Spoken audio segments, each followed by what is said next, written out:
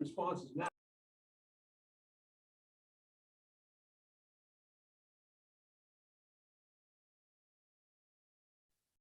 I pledge allegiance to the flag of the United States of America and to the republic for which it stands, one nation, under God, indivisible, with liberty and justice for all. Right, we have 5 counselors present. And our first order of business is to go into executive session, subject to 1 MRSA 405.6A personnel. So moved. Thank you. Second. We have a motion and a second. All those in favor say aye. Aye. Any opposed? Motion passes 5-0. For the public, we're just going to go down the hall for executive session until around 6:30, and then we'll be back for the rest of the meeting. Taking motion to come out of executive session. So moved. Second. We have a motion and a second. All those in favor say aye. Aye. Any opposed? Motion passes 5-0. Madam Chair, I'd like to move new business number 1 up to the head of the approval of minutes. Second. We have a motion and a second. All those in favor say aye. Aye. Any opposed? Motion passes 5-0. We'll go ahead and take care of new business item number 1, action on planning board member. Madam Chair, I move that we remove Manley Go from the planning board effective immediately. Second. We have a motion and a second. Any discussion? All those in favor say aye. Any opposed? Motion passes 5-0.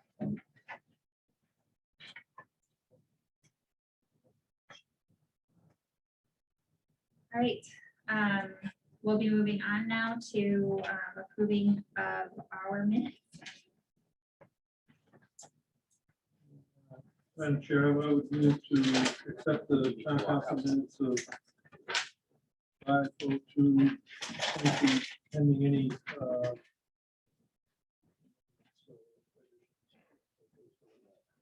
second. Thank you. We have a motion and a second. Any discussion?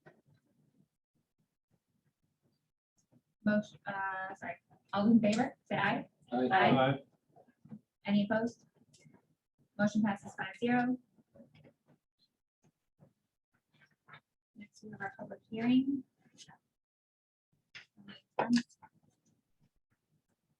Madam Chair, I move to accept the public hearing minutes of 5/10/22. We have a typo, March 10, 2020. What's the typo? It should be 5/10/2020. Oh, yes, Is that in the text? at the very, very top. Very, very tough. Did I say March 10 out loud too? Just now? No, you did. You said May. We'll start with that. No, Barbara just. It's all good. Oh, okay. With that one correction, I will make the second.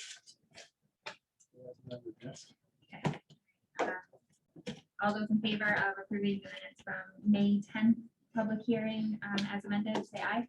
Aye. Any opposed? Motion passes 5-0.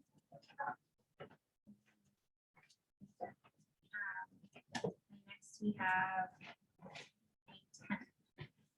Did anybody see any corrections that we need for that? I'm having trouble with my internet, but I think on page 2, there's the word differ, and I think it's meant to be verb. What is that? Jeff, you want to look at this over here? I got it. The council defers the appointment. So this is under, it's 2 1, 2, the 3rd paragraph above unfinished business. Do you see it? Defers. Defers, yeah. Any other amendments needed to those minutes? I'll move to accept the town council minutes of 5/10/22 as amended. Second. We have a motion in a second. All those in favor, say aye. Aye. Any opposed? Motion passes 5-0. Next, we have the signing of the treasury warrant. Madam Chair, I would move to sign the treasurer's warrant in the amount of $320,713.89 dated 5/19/22. Second. We have a motion and a second. Any discussion? All those in favor of signing the treasurer's warrant, say aye. Aye. Any opposed? Motion passes 5-0. All right. Next, we have reports and correspondence, the Eastern Trail Alliance. You guys stand up and introduce yourself. You can just stand there, the camera should catch you for anybody. Thank you. And if I might, through the chair, I have a document I didn't make into the packet, if I could give that to the clerk. That's it. My name's John Cashmar. I'm the executive director of the Eastern Trail. I've been there just shy of 2 years. Exciting time to start a new job for all of us who've done it in the pandemic. Very glad to be here. Greatly appreciate the opportunity to let you know what we're up to. I will say, if you remember nothing else about what I've said, we're very interested in what we call blazing the trail south and building trail down this way. First, we need to plan, raise money, build. But ultimately, I've been very focused, along with the Eastern Trail Board and others who work with Eastern Trail, to get south and get down this way. And I know the town has been very patient over the years, waiting for trail in this part of the state. And I will tell you, I'm very committed, and really part of the reason I wanted to come and introduce myself and at least let you know that, but give you just a brief update on other things that we have happening. I want to talk a bit about our expansion that's planned for Kennebunk to North Berwick. So we're getting close and making significant movement on that. A little bit around potential planning and feasibility work here in South Berwick portions of the trail. And then rethinking what happens south of South Berwick after the planned trail, which currently ends in South Berwick. It is in the materials that I provided. You'll see on that overview of the trail.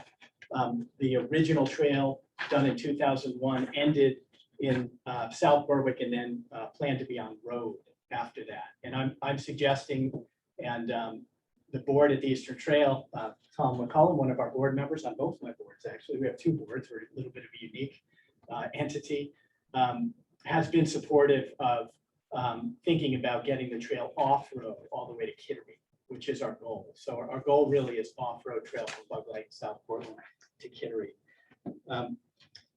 Just starting with our work from Kennebunk to North Berwick, we just got a significant grant that's going to allow us to do full engineering design for that 11-mile stretch from the end of the off-road Eastern Trail, where it ends now, to North Berwick, literally at Pratt & Whitney's front door, side door, maybe, if you will, just to the east of there, but literally right at their plant.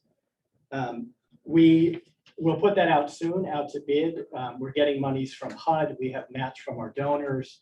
We plan to hopefully do that this summer, early fall, when the bidding season picks up, if we need to wait for that. So we'll have full engineering design. We'll be shovel ready to go ahead and do that. That's estimated to be about a $910,000 investment. And we just got a $700,000 federal slug of money. And as I said, have raised the others. So we're excited about that. The bad news is it's estimated to be about a $9 million construction project for 11 miles of trail. These trails are engineered.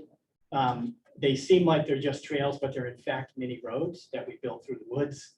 And often there's wetlands involved and lots of technical information. So $1 million a mile for this trail is not unusual. 9 million is actually a little bit under typical costs.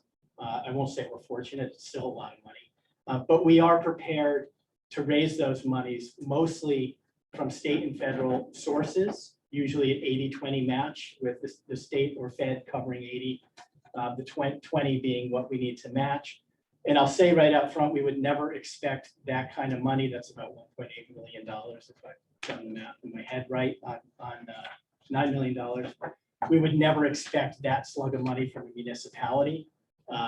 As an example, we have done some feasibility study work that required match for the Kennebunk to North Berwick section.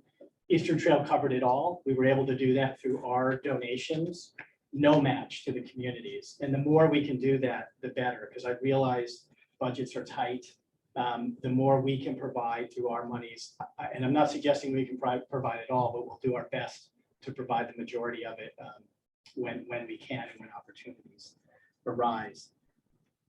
I want to just talk a little bit about planning and feasibility. I would love to do more with the town in that regard. I have had some discussions with Southern Maine Planning and Development Commission about maybe getting some assistance to think about how we could move things in South Berwick, how we at the Eastern Trail could be helpful. Maybe SMPDC could help us find monies and maybe do a DOT feasibility study and apply for that, which is a grant opportunity. It's how we've been doing the other sections of the trail, and see the specifics about how we might look at South Berwick and the proposed trail and any amendments to that trail, because things have changed over 20 years.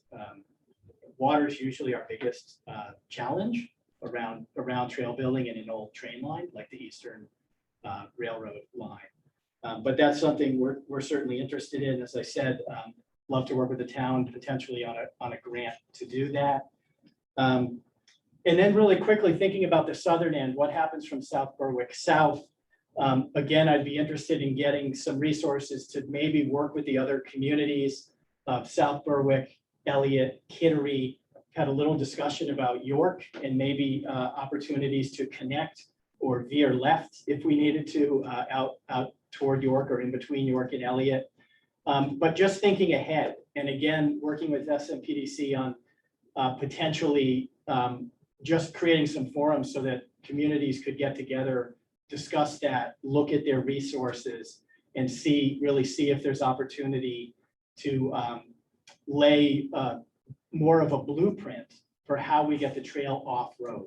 Our goal is to get to Route 1 in Kittery, across the bridge into New Hampshire. We're part of the East Coast Greenway. That's where things will be coming north from Massachusetts and New Hampshire.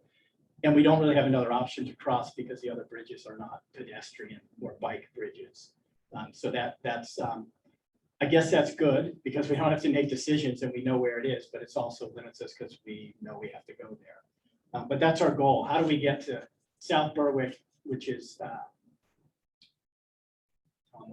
236 and 91 intersection, end of planned Eastern Trail, to Kittery, Route 1 bridge. And as I said, we have no initial engineering designs. We have no corridors identified. We have no known places for that. But we do know there are many utility lines. And I should mention most of the Eastern Trail is on a gas line. And that's a lot of what South Berwick is with Unitil, Granite State Gas. They have been fantastic partners, increasingly good partners. Didn't start out that way. I wasn't here. But apparently they're very happy about having a service road that isn't paved. We generally don't pave the Eastern Trail unless there's slope issues. They can get at their gas line when they need to do maintenance. And most of the time we have a trail to operate. So we have co-location agreements, very good relationship with them. We all seem to like it now. So South Berwick, we know most of that route, not all the way through the town, but that route we do know is on Unitil gas line. Maybe exclusively to the point, close to it, if not. I'm looking at Tom because he knows it better than I do. Isn't that the Central Maine Power owns the fee and the gas lines are which feeds east to them? I think, Jack, excuse me, I think they're, at least if you're going from Emmys Bridge Road back down to 91, I think, the Unitil, some of it is under the CMP or easement. I think the rest of it is on the old rail bed, and I don't think that easement goes over the rail bed. It's been a while since I looked at the deeds. Okay, I don't think it's, I think in areas there may be an overlap, but I don't think in all areas. Okay. Thank you. One other thing I do mention, I did hand out a economic impact analysis summary that we recently did last year for the off-road portion of the Eastern Trail, which is 22 miles from Bug Light in South Portland to Kennebunk with a few gaps in between. And we found the trail's worth about $44 million a year in annual secondary spending that happens around it. It was quite astounding to us, but we hope as we build new trail, we bring those sorts of benefits, and we can increment that by miles. So we do have per mile breakdowns. We have a fairly significant report. That's just a summary infographic I sent, but I just wanted to let you know, we have a better handle on what's the value, economic impact value of connecting trail with communities like this. So hopefully that's a helpful starting point for that. I'm going to stop there and thank you very much for the time and the opportunity, and I'd be glad to answer any questions that anyone may have. Did North Berwick come on board in the recent years? That they've always been reluctant to join, and that was a little bit of a. Well, Carol was the executive director. We discussed that. Said, well, you know, what's the point of South Berwick continuing to participate when we have a block of the non-participating community immediately to our northeast? And that gave rise to a discussion about, well, you know, differing from the north to south regimen that's been going on, start thinking about like Kidder to South Berwick and fill the gap later. So that was like part of the logic. And, Sure. We worked out a deal where we're not a full participating member, but we still contribute. And we've contributed since the beginning. And, you know, it's still, people understand the value of it, but it's still kind of a tough sell. And from my perspective, the question is, what about us? Yeah. Because we've been kind of faithful to it, and everything's been going north. So Yeah, you just need to hear that, John. yeah, thank you. Yeah. Yeah, completely understand, and by the way, greatly appreciate there's been some effort to continue to pay some dues, and I understand the rationale, and I understand the reason for maybe wondering why you're paying dues. North Berwick has been, I believe, for 3 years, definitely 2, maybe 3 years, been paying full dues. I know that wasn't the case prior, and then we got the grant, which they were actively involved in. We covered their match because they didn't have match at the time to do the feasibility work. So they are full. This is our Eastern Trail Management District. This is the second entity of the Eastern Trail. The communities along the trail that manage the trail and have maintenance agreements with the towns to do that work. So all of the towns north are dues paying members except for South Portland. So anyone who's not currently is in your situation or less, haven't paid any dues in a long time, are south of here. The communities south of here. South Portland, we're looking to physically connect through what we call the gap, which is a 1.5 mile gap. And I've had some indications they will become ETMD members, pay dues when that happens, when we're literally connected, but we have some road in between us, even though that's the northern terminus of the Eastern Trail.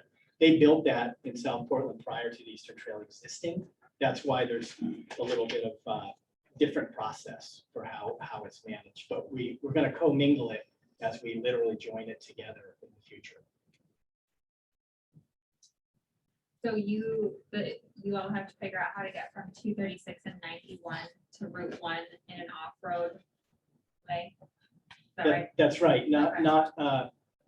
It could be along a roadway, but a separate trail, if you will, in a DOT right away, for example. It could be in a utility easement. One thing this area doesn't lack are utility corridors, and you know that better than I. And that to us is opportunity, because they're all different flavors and entities, and there's lots of opportunity. It was never seriously considered when the original design work was done that ends at 236 and 91.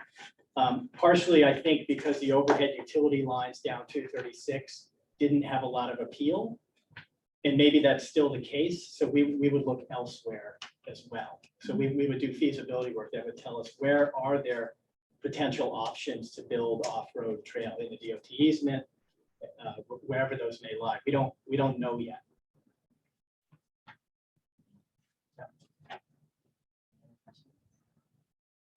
Well, I'd like to thank you for coming down, and it's been a while since we've heard So it's a good update. Thank you.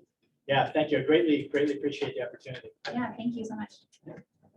And thanks, Tom, for your continued work Yeah. representing the town. Thank you. I think that wraps up our reports and correspondence.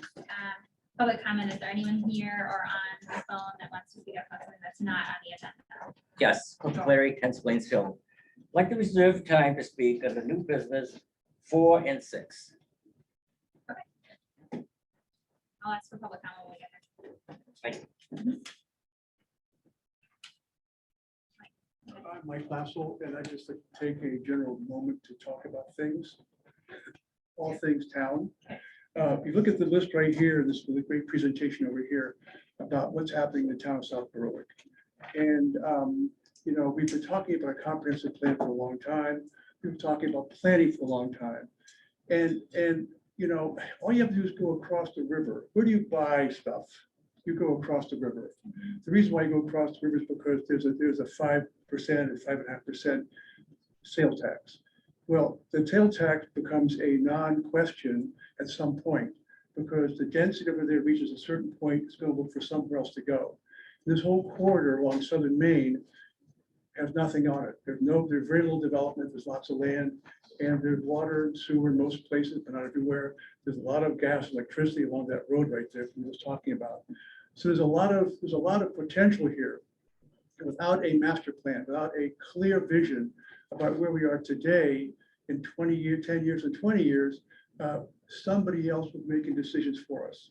There'll be developers coming in who say, we're going to do this section right here. We've been amassing property. We're going to do this right here. So I think, you know, just looking at this right here, and the new town hall becomes a separate issue. I'm not going to talk about that. I'll leave you guys talk about that. But I think we need to do a very clear vision about the future of the town. We need to understand the infrastructure of the downtown area. We all know that traffic is a problem and it's not going to go away. It's going to get only worse. And the only way you're going to impact that is look at the whole downtown, how the traffic works in the whole downtown. It's like everything else. You squeeze somewhere, it goes somewhere else. So we have to figure out how to squeeze everywhere and force DOT to really take this on. This is DOT's problem. DOT's abdicated the responsibility to manage traffic. And in 10 years from now, it's going to be unmanageable and we're going to be sitting here wondering what happened. You know, I think they need to be brought here and be put on the lectern to talk about how they're going to deal with this issue. Because traffic will only increase incrementally, as Jack will tell you, every year. And so we need to take care of these things. We need to really begin to understand, you know, what is the vision? And I think the whole public process through the comprehensive plan, because that's really the conscience of the community, needs to be what's driving this. And without that, you can't really talk about anything else. You can't talk about this building really, that next door over there, the school, everything in downtown, because they all kind of hang together. And what is that vision of the future that we have for the town, for the village area? And so having said all of that, I will leave you with that, but you know, you can't wait. You have to start the process now. You have to open the door up to say, we're going through that door. We're making then these efforts to essentially look at who we are, understand the business aspect, the housing aspects, and also the cultural aspects. You know, everybody likes the culture here. Well, we all like the culture. That's why we live here. But that can easily be eroded. That could easily be changed. So we have to sort of figure out who we are, who our vision is, and how we're going to make it better, and also allow the growth to take place, because it's going to happen no matter what we do. We've seen it happen incrementally for the past 20 years. Jack and I were the planning board, and we watched it incrementally grow, but more and more housing. And the housing is all over the place in the whole town. There's the tactic, you know, you have 10 lots here, 20 lots there. And how are they connected? How are they part of the larger community? So my few words here are, we need to do this. We've talked about this in town for 20, 30 years. We've been advocating it. We've had a number of different comp plan meetings, and this needs to be taken seriously. So among all the other things we've been talking about here, this is something I think we all agree upon. And I think this trail system is a great example. I mean, all of a sudden we have a generator here of income. We can create something around that generator. So how do we create more of these generations of income? We need to have planning. We need to have business development. We need to have we need to have people here that can help us do this, because we can't do this ourselves. We need to have expertise brought in to help us sort of navigate this process. So those are my 2 cents. Thank you very much. Thanks, Mike. Anyone else have anything to say that's not on our agenda? All right, Tim, that, what you got? Madam Chair, members of the board. Mike, can you stay for a couple minutes? Oh, sure. Okay. Give me like 10, 15 minutes. Sorry, I gotta get down to the downtown district. Yeah, district thing, but, Oh, that's also important. well, you might have something else. I'd like to have you stay if possible.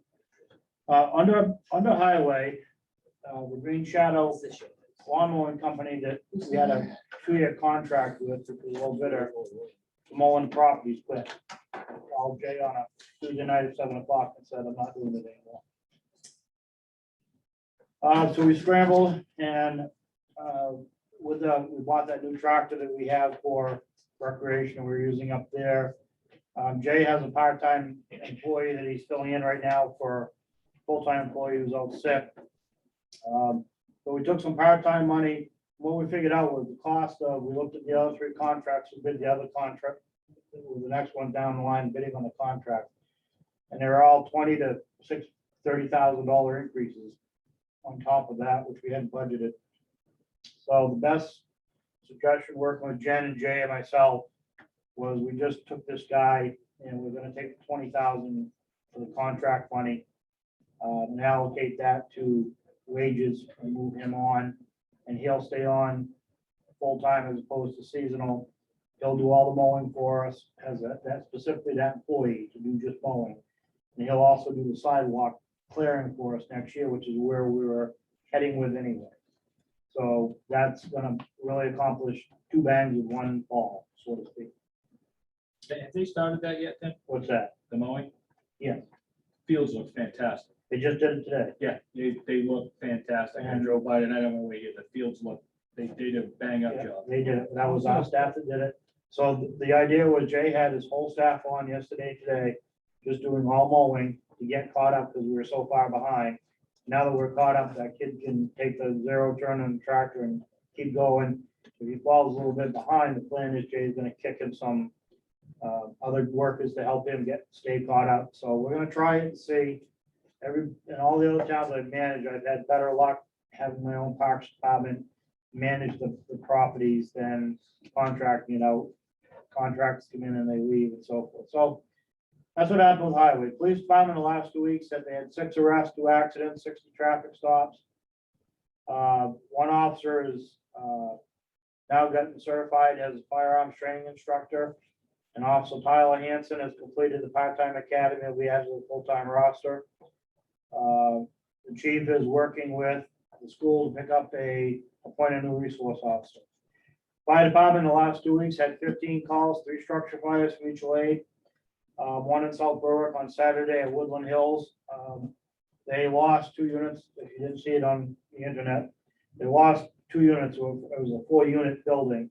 They lost 2 and saved 2, and they did a phenomenal job. I went down, watched what they did, and they did a great job on a hot day.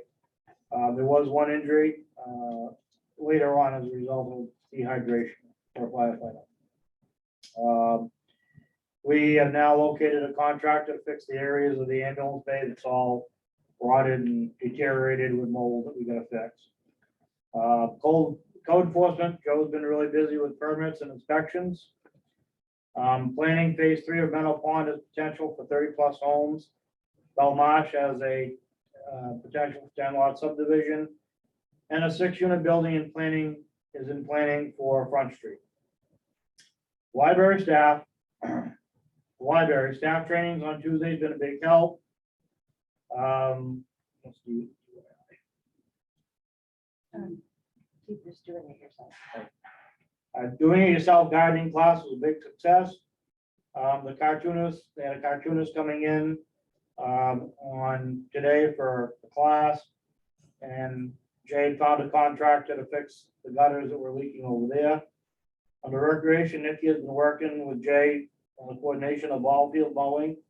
So what we have now, we didn't have in the past, It was very difficult. If the fields didn't get mowed, the coaches had to run around, try to figure out how to get a hold of Greentown to get pay for a sucket mowing, who's gonna, all that's gone now. Very simple. The coaches all had Nikki's number and Jay's number. There's a problem with mowing, they simply make a call and Jay will come out and take care of it. I talked to, where I'm umpiring games over there, I communicated with a couple of coaches, thrilled with that. Happy, things are going good, things are the best they've been over there and they're happy, so good. Recreation hiring summer camp help with multiple applications coming in after it's advertised. Maureen, the rec assistant, is giving her a notice. She'll be leaving us in late July. She's going back to another job. So we'll be trying to fill that position. For the seniors, they went on a bus trip to Boston. It was a great success. Memorial Day lunch will be out tomorrow afternoon. And what is that? Is that that's a sandwich thing? Yep, noon. Yeah. And Red Hat ladies will be having lunch on Friday.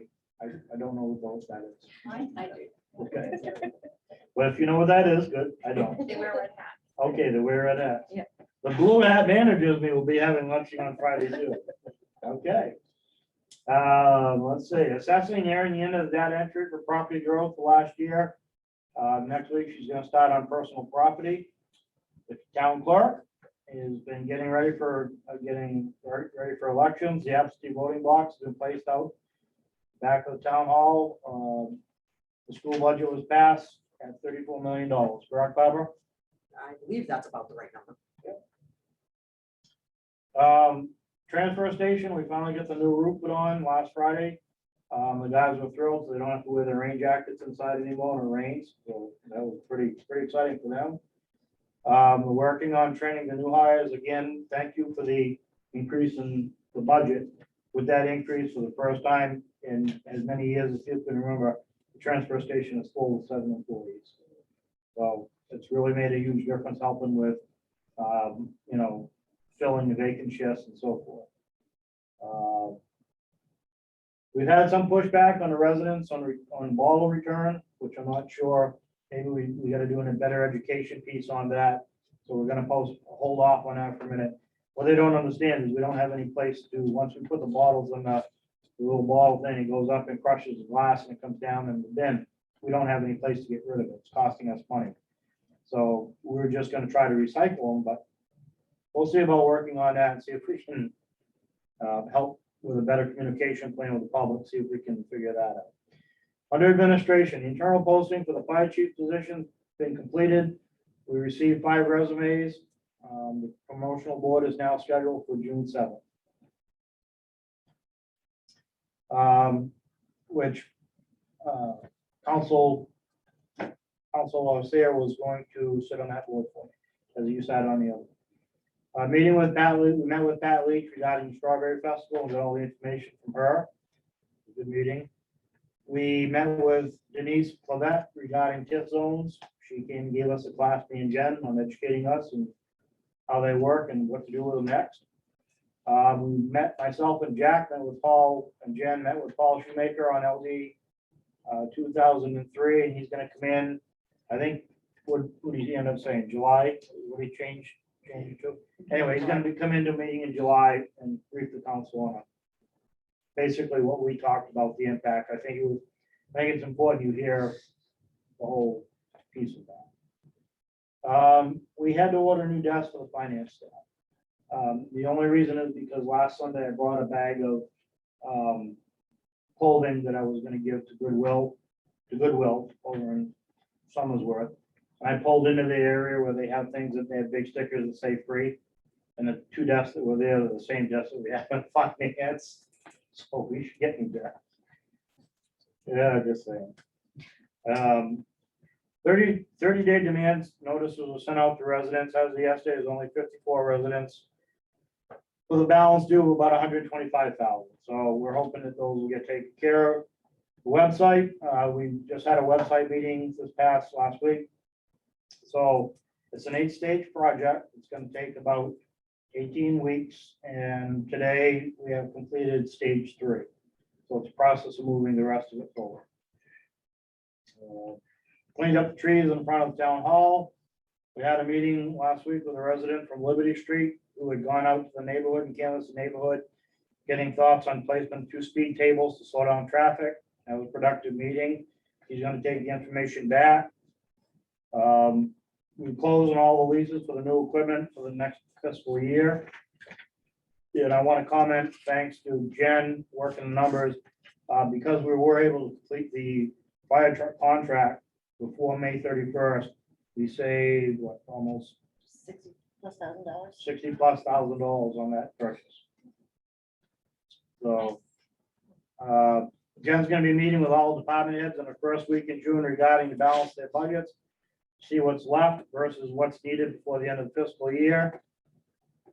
Peter Hall, our previous auditor, is working up quotes for this fiscal year and what pricing would be if we contracted with him for future multiple years, which is what I'd recommend to the council.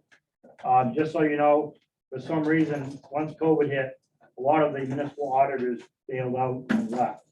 And every place from, I just saw a benefits posting looking for an auditor.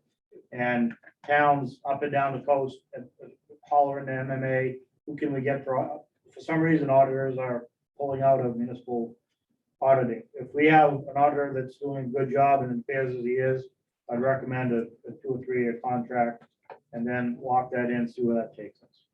That'll be up to you. Mark your calendars, please, on Thursday, July 14th, starting at noon and until 3 p.m. We're having our first ever Employee Appreciation Awards luncheon. It's a barbecue. It's going to be at Spring Hill, and certainly you are invited and mandated to come. How's that? We're going to hand out some service awards.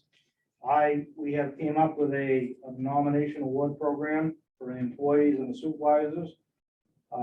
Anybody can get nominated except for the town manager. I pass these out to department heads to share with all the employees. They can be nominated for an innovative idea, an individual team effort, problem solving, customer service, community volunteer service, and an employee of the year previous year. This is what the program is. So we now have an employee awards program that's begun to get going forward. I'm hoping that at that particular time, we can hand out some much warranted awards for the employees. We have one employee that's been here 30, well, I don't know, Barbara, how many years you been here? 26, 26? And how many times have you been recognized? one too many. Okay.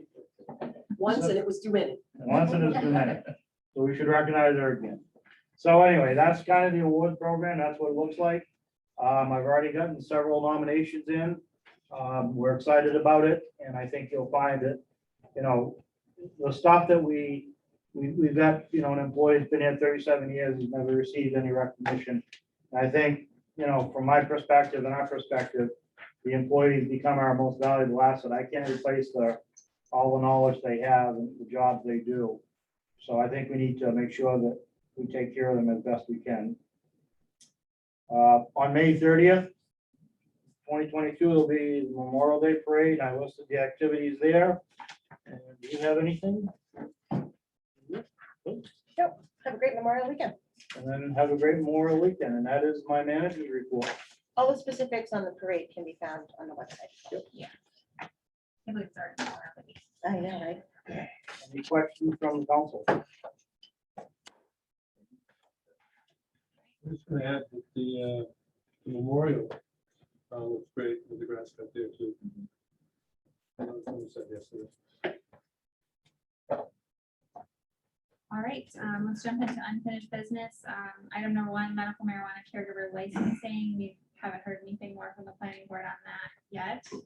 And same for unfinished business number 2, medical marijuana caregiver home occupation performance standards.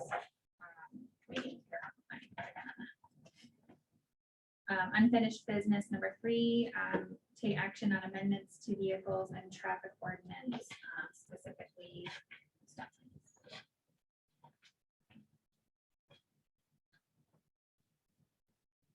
Stop signs? Yes, so just to provide some context for this, at our meeting on May 10th,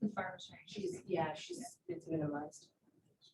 Yeah, on here, it's minimized, you Oh, can't see it. can you click on it and drag it? Like, cause you know how it shows, like, you have the two screens, like, can you put it on the top bar? Nope.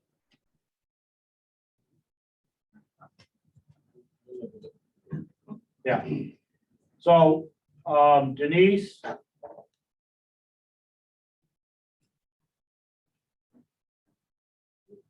So Denise Levent came down and she went over all the information about TIFs and how TIFs would affect us and what we need to do, why TIFs exist, about development, economic development. She looked at our old TIF. So essentially from there, that opened a whole new door. We started talking about, we shifted from this building to why did we need a TIF? So I can't. Yeah. So let's see if we can get that up.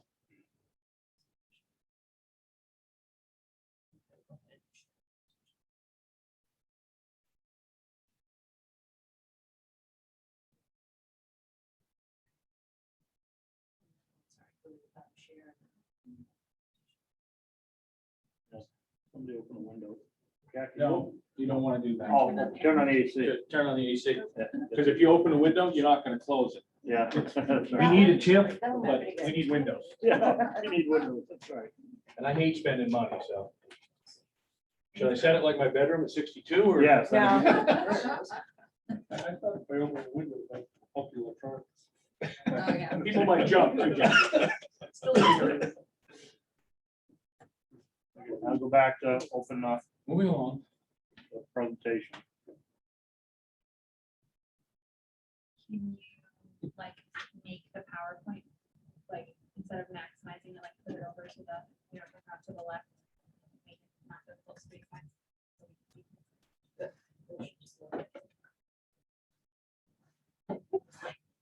Resize it so it pulls over to the left.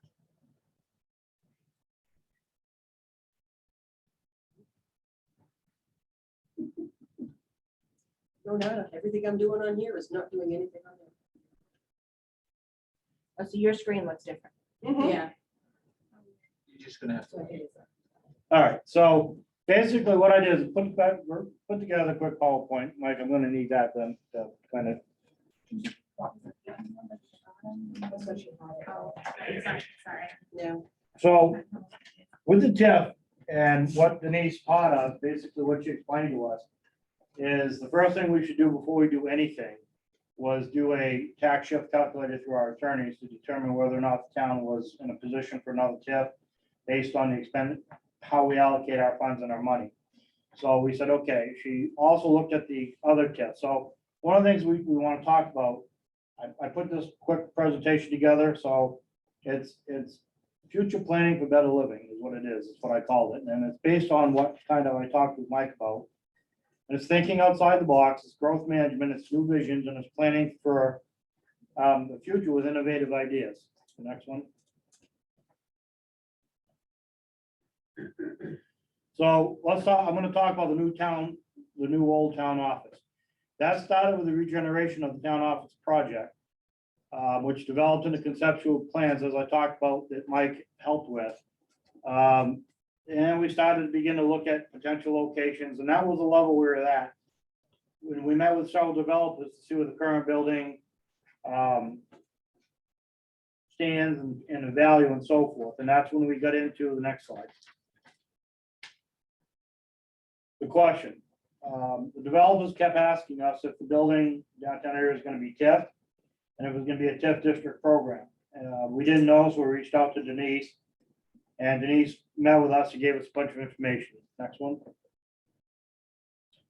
So basically what it is, we found out that there were funds available from the current TIF that we have for Pumpkin Town to hire an economic developer for the town through that package with no impact to the current or future budgets. In other words, it'd be funded by TIF money that's in that project. An economic developer would help us develop a plan to enhance growth, both with the current TIF and a new TIF downtown or in the downtown district to help with a comprehensive plan. An economic developer would also not only help sell Pumpkin Town, help us develop and write this TIF, as well as review the practicality of another TIF. And then they would work with the town manager, the planning board, code enforcement officer, planner, and the comprehensive plan committee to help develop a downtown community vision plan, which is where we would start. We need to start with the downtown first, obviously. So when you start talking, one of the things that came up, when you start talking about all the road complaints you get of traffic, and you start talking about traffic congestion, and then you start talking about the front of the building downtown and the sidewalks and sidewalk safety. Those are all indicatives of a plan needs to be developed for a downtown revitalization program. The problem is, how do we get there and what do we do? Tim, can I jump in and Yeah. ask a few questions? So for the existing, our existing TIF, which you said is right across from Pumpkin Town, or sorry, it is Pumpkin Town, whatever. We have we will have 1.2 million-ish in there soon. There's just over 900,000 and we don't have the number yet until we do the mill rate. Gotcha, okay, But it'll be around about 350 to 300. That will add. okay. And then how many years are left on our TIF? 18, okay. 18 years. And my understanding of TIFs is that they are kind of specifically crafted to spend those funds on specific things. Correct. And our current TIF has a short list, I guess, of what we can spend that money on, right? Yeah, and until, as Denise said, until we either further develop Pumpkin Town or the industrial park, there's really not much more we can do at this Yeah. point. We had what, 500,000 set aside for the traffic, go ahead. Right, Yeah. we had planned on spending $400,000 to $500,000 on the traffic light in front of Marshwood. Yeah. But unfortunately, MDOT denied that. So we have more money in that till, if you will, than expected at this point in time. That we don't, at this point in time, have a plan to use it. Correct. Correct. Okay. Thank you. So anyway, what we're learning was that there's some potential here that we should be stepping back from talking about a new town office building, start talking about a bigger plan, an overall picture of the town's well-being, a downtown revitalization project that works with a comprehensive plan, developing a future for the town. So, next slide. Thank you, Bob. So the next step that Denise told us was get a hold of a lawyer and do a tax calculation. So to see whether or not we're currently in a position for another TIF, we could do it. So I reached out to legal counsel and had Shara, Shayna, thank you. I had too many names already. Complete a tax shift calculation. So what they like to do is when they do a tax shift calculation, what that is for the public, is that they assess where every penny of every dollar goes to and how much of it is coming back to the taxpayers or to the town for our use here and what's going out. They like it to be under 49 cents or less, so that 50 cents of every dollar comes back to the town, 50 cents of every dollar being spent. So it took her 2 days to do a calculation, and it came back, and if you look at the chart in the bottom, what we found out we were astounded at is that Shayna, and I'll tell you the numbers, Shayna said, folks, 69 cents of every dollar was already committed when people using the money for the town of South Berwick. And what is that money committed to? That money is committed to, it goes to county tax, it goes for school, it goes for, depending on the, what's the other one? State revenue sharing, up and down, so forth.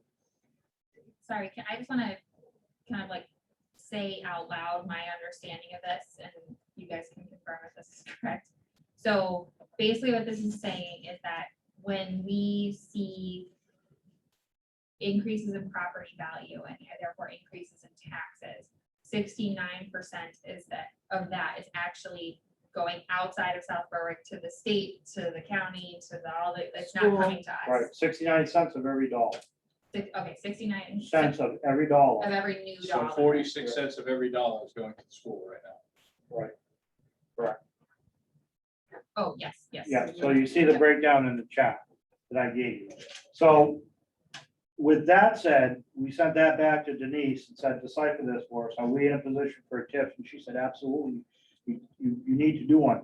Because in a TIF, as you know, TIF captures the new funding and puts that back into 100% into the TIF, which the town can use to reinvest. So now we began to realize this is where we're at and that this is a bigger issue than just the town office. Next one. So here's what, talking to Denise, Jen, we had a couple phone calls with her. So what we would consider is using some TIF money to hire an economic developer who would work together with the comprehensive planning committee to help fund and implement the new ideas developed in the comprehensive plan update. Work on a 20, 30-year plan.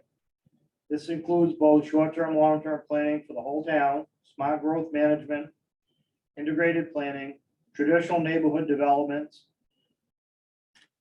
our culture of our town, maintaining growth through a team effort of economic development and community planning. And Mike said it the best. Thank you, Mike, for doing that. Mike gets it.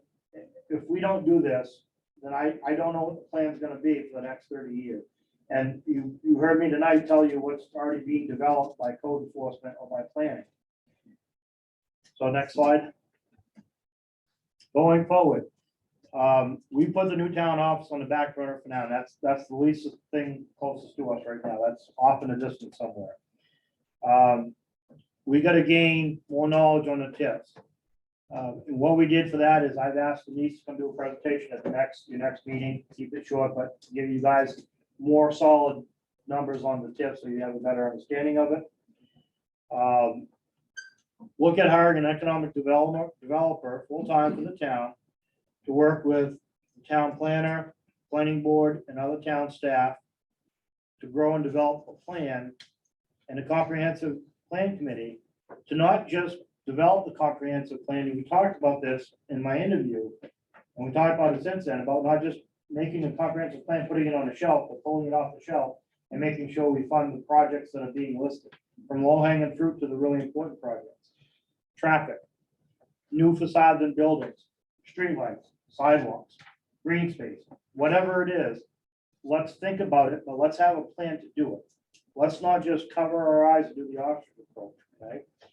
So then we need to develop our community to enhance what we already know and what we already have beautiful and great here in Southborough.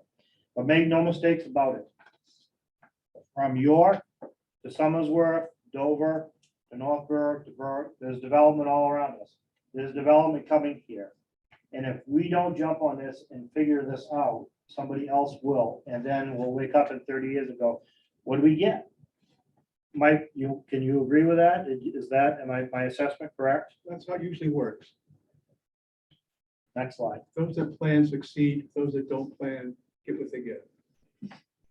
So I'm here tonight to talk to the council and present to you an idea of let's finally develop a long-term plan, whether it's a plan, a master plan of growth that includes the comprehensive plan, the vision from the town council, the vision from the citizens, visions from staff.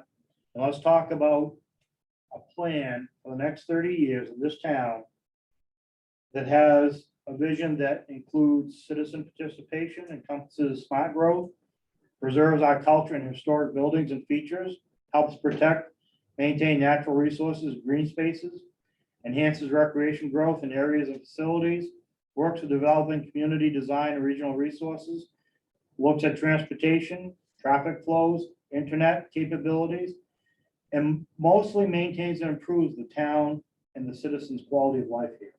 And let's make a difference for the next 30 years. Let's not just do nothing. That's what you hired me to do. So next slide, please. Tim, Can I just I'm gonna let interrupt for 1 second? Yes, Mike, go I ahead. think in that list right here, what's important to understand is that the TIF monies can be used for a lot of things we've just been talking about. But we have to know how to put them together. And I think maybe one thing that's missing in all this right here is how do we sort of embrace the reality of both climate change and energy? policies. I mean, these are things that are the, you know, are the bear in the next room. They're gonna be here no matter what we do. So we need to sort of look at these things holistically, and we need to dig pretty deep to find everything. At least be able to say we've thought about this. And then we may not be able to solve these things today, but at least we've taken a step towards solving a lot of them. And over time, we may can solve most of them, you know, so it's an incremental step, you know, and, you know, Perry did say you can't eat an elephant except for one bite at a time. He did say that. So the plan is, I don't know the plan. I need your help and support to move it forward. I can put all the ideas in front of you, but I need you to tell me we can do it. I'm gonna need help with the citizens, I'm gonna need help with the different groups. And so we talk about today, what's our plan today? My plan today was to get this PowerPoint done so I could show it to you. That was my big plan today. Tomorrow, what's our plan tomorrow? But more importantly, the future. What's the plan for 5, 10, 20, 30 years into the future? And like Mike said, even if we start that conversation now, we've at least planned 5 years from now that we have something better than if we did nothing at all. And the last one is change is the only constant. If we don't plan for it, who will? And who will plan for our future? The vision improvement plan to enhance the quality of life for our South Berwick residents. I can't tell you any more than that's what we need to do here. And so going forward in the future, Denise is gonna come in and talk about TIFs. I'll be putting together a package that'll talk about an economic developer. I think, you know, that we're primed to move into this position and start moving this map forward. And I just fear, and the question I want to ask all of you tonight, you hired me to do this, and if not, what do you want me to do? That's all. So I'll take questions if you don't tell me to go in there. I got one. You know me, straightforward, right? Go ahead. So I love vision. I'm for it. I love it. We gotta decide what we're gonna do, all for it. But if I don't put gas in my truck tonight, I'm not going to work tomorrow. Mhm. In 7 years I've been sitting here, this building's crumbling around our ears. Mhm. It's gonna crumble more. Are we gonna keep putting a Band-Aid on this building, waiting for the vision for the next 3 or 4 years to come through? It's not fiscally responsible to replace $300,000 boilers or an elevator. So I understand putting it on the back burner, but it's not gonna get us there. I wanna get to, and I agree with what Mike said. I know this town from 30 years ago, 40 years ago. It's not what it was. A lot more houses here. It's getting worse. You're getting a whole bunch out by you. I know, I don't even know where. Neither do I, but I know we're gonna have a lot more traffic on our roads.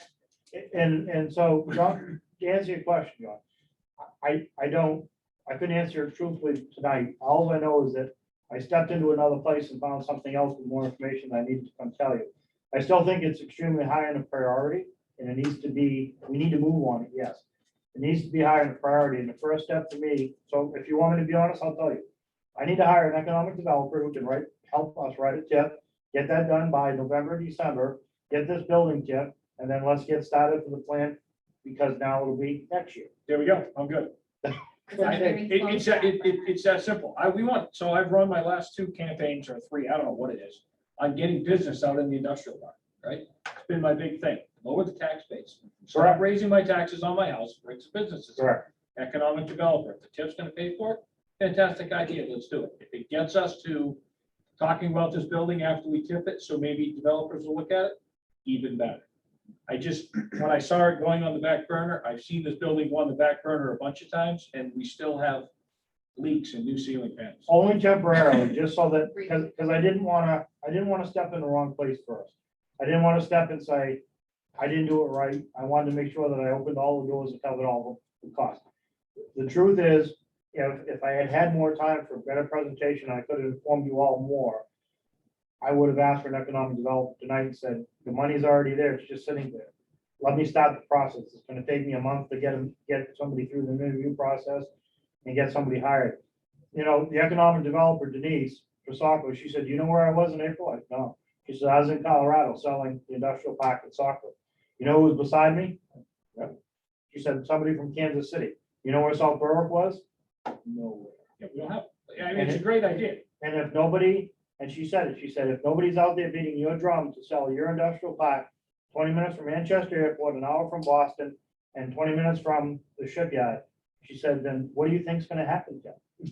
Nothing, exactly. Same thing that's happened to Rockwell. So I just feel, I wanted to get you the economic development information, I want to get you the tip, but I will be coming back to ask that unless you want to approve that tonight, it's fine with me.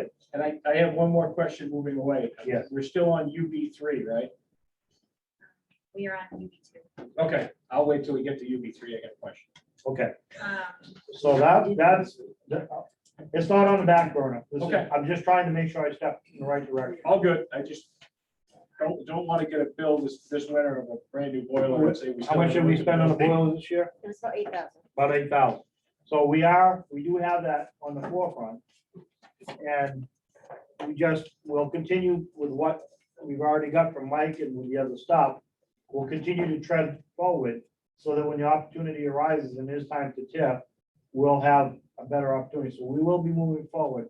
I just had to get this done first. Oh, I'm good. So I'll take any other, well, first of all, I have concerns about your driving habits if it only takes you 20 minutes to get to the Manchester Airport.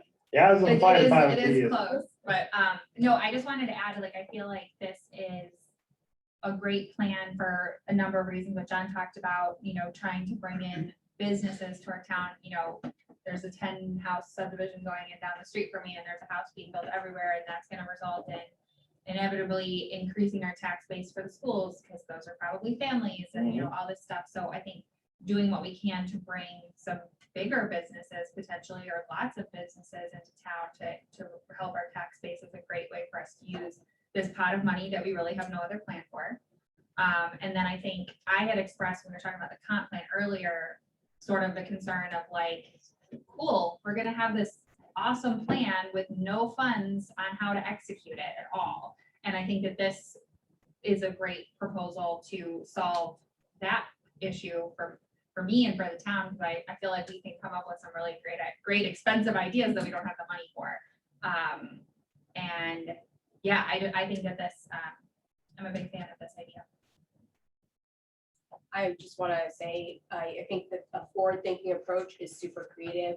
I think that the timing is right, and I'm completely in support of that stuff. I echo Jessica's comments because the timing issue. We've been bumping along with the tax incremental financing tip zone. And really, something we brought up a couple of years ago, as far as we're not planning right now even to exit tip number one. Yeah. And, we're getting to the point where, there should be a smooth transition of working up and then working our way out and getting to zero that way. And this opportunity to shift some of the revenue from the big taxpayers, which is, the big one is the utility easements. That's the big land value, whether it's CMP or the gas companies. They're the ones that are basically paying the money to support this. And I think we need to use that because we're up against the dead end at the quarry. Because, what was promised as a industrial park was never built. They never really completed the subdivision plan to the point where it lapsed. So we're kind of at a dead end. We built a dead end road. Yeah, but it's, and there's some significant permitting issues at this point, and so I think to look elsewhere and to gain some time, because you didn't mention it, Tim, but the TIF number 2 would reset the clock. The TIF 1 is still gonna be going, and but we put into it 12 years now. Yeah, to 30 years, so yeah, we're at 12 years. So we get to reset that clock, so at least we can also, what appeals to me is helping to plan the exit strategy for the first tip and have those revenues shift to something that perhaps might be better in the offing for I guess I'm in favor of working that way. I mean, we've talked about it for a long time, about doing the economic feasibility of how South Berwick would compete with the prevailing industrial parks that exist in Durham, in Rochester, Dover, even Rollinsford. And just the overall trade for it. And so I looked up Tax Freedom Day. I like to do that. And that's Yeah. And, you know, there's a popular myth about the New Hampshire advantage.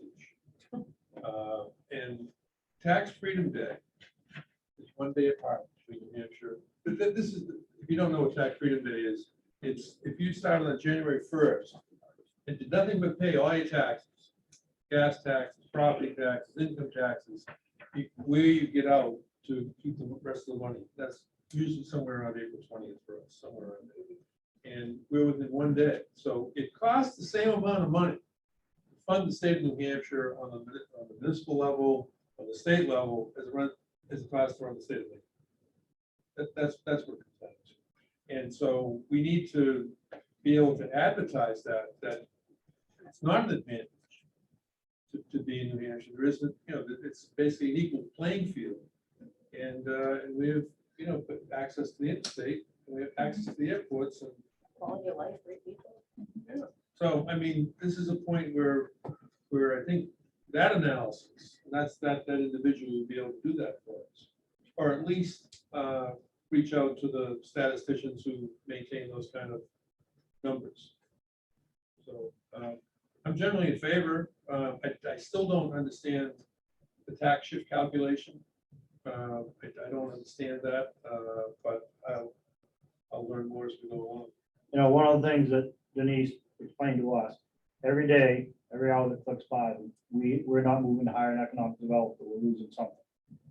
And, you know, so that's, I don't want to wait too long. I don't want to be doing this in the fall. I want to either we move sooner than later, but it's coming to the summer season, it's prime time, you know, the next item agenda is going to move to shift some of our other items that we have. And I just, it's time to go. It's time to get, we talked, how many years, you folks, Jack, you've been along around, John, you've been along in this council for many years. How many times have we had these discussions? Have you had these discussions outside of here about development and plan and moving the community forward? And both of you have talked to me individually about getting an industrial building and getting the industrial park moving. I am fully on board and agree, but I can't do it without your help.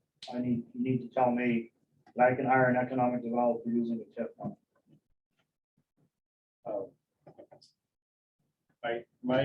For clarity, we only have one TIF right now, correct? Yes. The police station was not TIF, there was, I kept hearing something with the police station, I'm like, I don't think we have it, so. We don't went up for a bond for. So one TIF, that's currently it.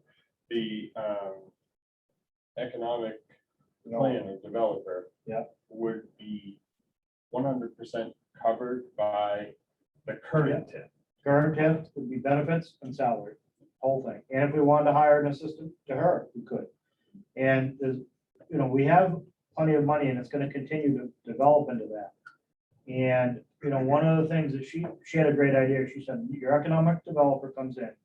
First thing she does while you're writing the new TIF, they amend the old TIF so that you can help spend some of those funds and the funds get shared together for all new ideas, whether it's Pumpkin Town or a downtown TIF district, so that you rewrite the whole thing and you put it as a whole new package. And she said, simple as that. So they're right there is a beginning, you know? Now, just as a cautionary thing though, it's my understanding that those monies, if we allocate that, have to be used within the TIF district. Unless you amend the TIF. Yeah. If you amend the TIF, you can. But you're creating a new TIF, but those monies have to be allocated within the TIF districts. Yes, within the TIF. You can't say we're gonna use the economic development director to do something out on the border of Berwick somewhere. Sure. And how do I to people in the public, how do we clarify that we're not just helping landowners in this TIF district benefit by TIF funds? That, you see what I mean? Like. I don't So know. by getting 100% of the dollar into the TIF coffer. Yeah. Then applying that to development within a community, anywhere, whether it's the TIF district, this TIF district, that TIF district. That releases us from spending capital funds, trying to save capital funds. So, and money that goes in, new valuation TIF dollars go in at 100%. Tax dollars going into the capital fund, only going at right now at 31%. So you're now turning around, reinvesting your TIF money into your community at 100%, not 31%. So envision that we're gonna pay Pine Street hypothetically. And it's gonna cost us $75,000, but we really gotta spend 3 times that, save 3 times of that to get the $75,000 capital net. Whereas opposed to a TIF that is 100% going into it. So there's much better value. So the value is there and it's being used for further development, which leads to potential more taxing availability. It's reinvestment into your community through TIFs. Okay. It Basically, There it is supports there's another infrastructure. piece that's Supports important. That's the totally nebulous school funding formula. And it's used Wells and York as an example. There's no state revenue sharing for schools because the valuation is so high, there's so much waterfront in Wells and York that they get so much tax, they're in the billions of dollars. We're in the hundreds of millions of dollars in terms of assessed value. So they don't need it, so they don't get it. So one thing we have to be careful about is to say, okay, as we grow and create tax base, which is kind of how this works. Right. If it grows, the other part of the equation is this potential for our state revenue sharing for schools. That what gets allocated to us from the state could go down. So it can be double edged. The revenue people are smart up there. Yeah. And they know how to balance these things out. So that's just a caution. I don't. That's why Denise is gonna come the next council meeting, she'll explain that to you, so that's kind of. No, I just things that were coming up through my mind is like, I don't know much about it. So I mean, it sounds like a great plan. It sounds like a great start to really, like Mike and you both said, have control of our future rather than have our future control on. Yeah, the whole idea to me is that it's a means that the state is sanctioning for individual communities to jumpstart. We don't have to carry those taxes as part of what comes in. It's set aside a retirement account, but they are allocated towards this area. There's further enhancements, there's all of the kinds of agreements that go with it. But it's an opportunity for a limited time, a number of years, to say, okay, let's see if we can jumpstart something better and incentivize. I love it. That's where I'm at. So on this topic, Tim, are you looking for any specific action or decisions from us tonight? Yes or no, I'd like to get started, I'd like to have you So you're authorize looking me to, for- give me a motion to utilize TIF funds, but if not, I can come back to the next meeting and ask the same question. And I'll keep asking you to vote it no or vote me yes. Because I believe we need to get started, even if I get started today, with everything I have going on, I probably won't have somebody ready to go on here till the end of July. And, again, every day, in Mike, the clock ticks, and development's going around. Every day that goes by is just another day, and I don't have a reason to wait other than it's what you're comfortable with as a council. Okay, I'll move to authorize the town manager to start framing a package to create the position of economic development director. So that gives you. I think we need funded from the tip. Second. right, any motion, a second, any discussion? Just the discussion is that prior to, once the position is outlined and fleshed out, then there will be a formal action by the town council to enable that. Okay. But at least you have the authorization to go to work on it. Yep. And We'll draft the job description and put some meat on the bones. so to speak. Yeah. All right, any other discussion? All those in favor? Aye. Aye. Any opposed? Motion passes 5-0. Thank you. I know thanks, John. Mike. And so, Thanks, Mike. so John had- before moving away, I have one question on this, that Mike, you go. You have an answer for this, but you go. Working with Cumming Mills on new playground approval. That was part of the town office project. So we're talking about putting the town office, we had looked at utilizing the space where the old playground is currently right now. Yeah. Then we put a new building there. So that we own that property. We don't have to do anything from HUD or anything. Correct. So we would put a new building, 100 by 10, 110 by 60, what Mike had designed there, 1 story. We had a big conceptual plan drawn up, went over, measured it, would fit there, it's downtown, it's in the downtown district. But using the playground, we asked Cummings Mills if we could, the tennis courts falling in disrepair, not being used by anybody for anything anymore. That as part of the project, repurpose the tennis court, put in a brand new playground that would take in kids from 4 to 10 years old. And so that we could still enhance the community and then even possibly do some more with the park over there that's now just tall and grass and people aren't walking through or whatever. Really So, surprising. yeah, so that was about the piece behind it, but I didn't get to explain. No, I was just curious because playgrounds are, we got stuck with that playground. Right, Children's Leadership Council raised the money, they did it for years, then they went defunct. And the town got stuck with a playground that they never voted to get stuck with. I just want to make sure we weren't going to get stuck with another playground.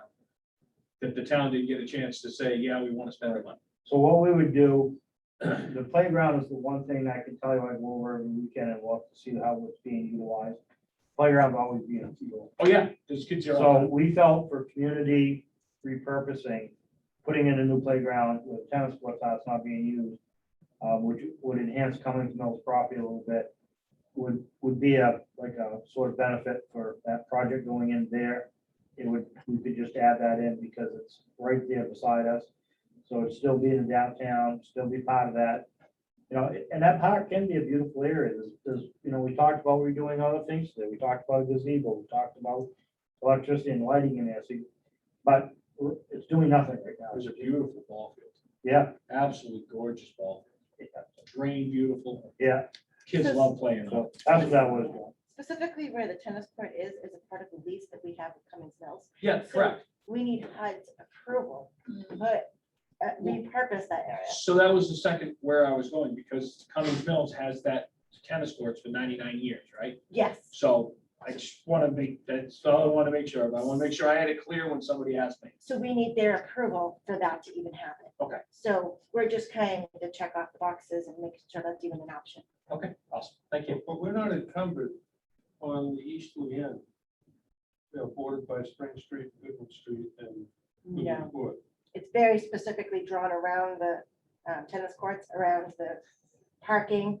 Yeah, we've worked with Bernie to know the specifics Yeah. on exactly where Yeah, it is. yeah. That whole green space is completely town owned. We have a site map, we have site drawings. That's the research we done prior to stumbling into the tip door. Understood. Thank you. But for now, that's on the back burner as we head the tip. It's just, we just trying to burn it down. Just all- pause all it, Yeah, that. it was just, Pause. Yeah. it's simmering. Winter's coming. True. We're just trying to burn our I well. think, in all fairness, it would be prudent to delay any, because there's always rumors about, different, band things and everything that's going on out there, that we would not commit to permanent structures out there, because it's functioning as a park right now. All right, there's no commitment to nothing. No one has made any offers on the building. No one has agreed to buy or No, sell. I'm talking specifically about the park. And The park portion, the green space should stay as green space until we exercise all our options with respect to other business. As far as that goes, we haven't done, these are all conceptual ideas, they're talking points, that's all they are. All right, anything else on the downtown, new business number 2, downtown tips / new town hall? I said enough. All right, we'll move on to number 3, shared code enforcement officer and planner. And I see Jennifer McCabe is on, she's the code enforcement officer in Berwick. Hi, Jen, you're a little faded in the dark, but we can just barely see you. Hi guys, how are you? I'm sorry, it's not better lit back here. Sorry about that. Okay, so what had happened, we gone out for advertisement for the code enforcement officer, and in the process, James, the town manager from Berwick, came over and to meet about working together. And he had made a proposal, he pitched a proposal to myself and Jen about sharing code enforcement officer and town planner. And it was very intriguing, so we went forward and we met with Jen McCabe, who's the code enforcement officer, and Tammy Bellman, who's the town planner. And James, we went over and met with them, and we were very impressed with the meeting, what they were offering. And so then we came back and had a meeting with our staff to see if it would fit.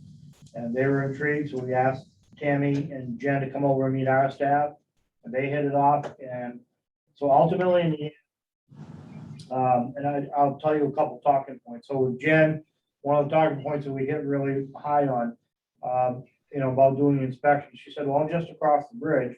So if anything happens, I can run over here. So it's not like I'm way off in another town. A lot of the contractors that are in Berwick are in South Berwick. And she said they'll talk about the same project.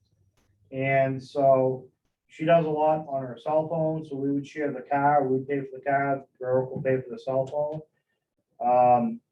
And so that was a real positive, I think. She already knows a lot of the stuff. She's worked with Joe in the past. She covers for Joe on his vacations. She turns out is very innovative with all her computer skills. Wrote a computer program that she shares with assessing and shares with planning. So that was a really good feeling. She came and met Amy. Those two clicked and hit it off. Amy would get some more skills to help be like a deputy assistant code enforcement officer. Tammy on the planning side has 8 years planning experience. One of the couple of things that Tammy mentioned to us is that when the planning board doesn't have a lot to do, that she moves the schedule around, gives them a training class instead. She directs the planning board, controls what they do, helps them stay on task. She is an expert on Robert's Rules of Orders to keep the planning board moving in that direction. She brought a lot to the table, it was very exciting. She also has the planner works with the Board of Appeals. So when I asked Tammy and Jen, I said, what are your main goals in this project? They said, number one, to keep the town of South Berwick out of court. Oh, hey, there you go. That's really like a positive thing. And they had all the right answers to the questions we asked. Ultimately, in the end, we're going to end up with 2 full-time, part-time employees who will be able to accomplish 2 great needed tasks. It'll be a seamless transition from swapping over. We met with Joe, Amy, Verna, have all met in on this and have all agreed to this. So how this would work is we would take on one of the employees, they become our full-time employee. Ver will take the other one. Because of that, we're able to shift some funds to get them up to pay of today's pay rate for code and planning. And we both get the benefits of working together and sharing ideas and making things work. So James drew the contract.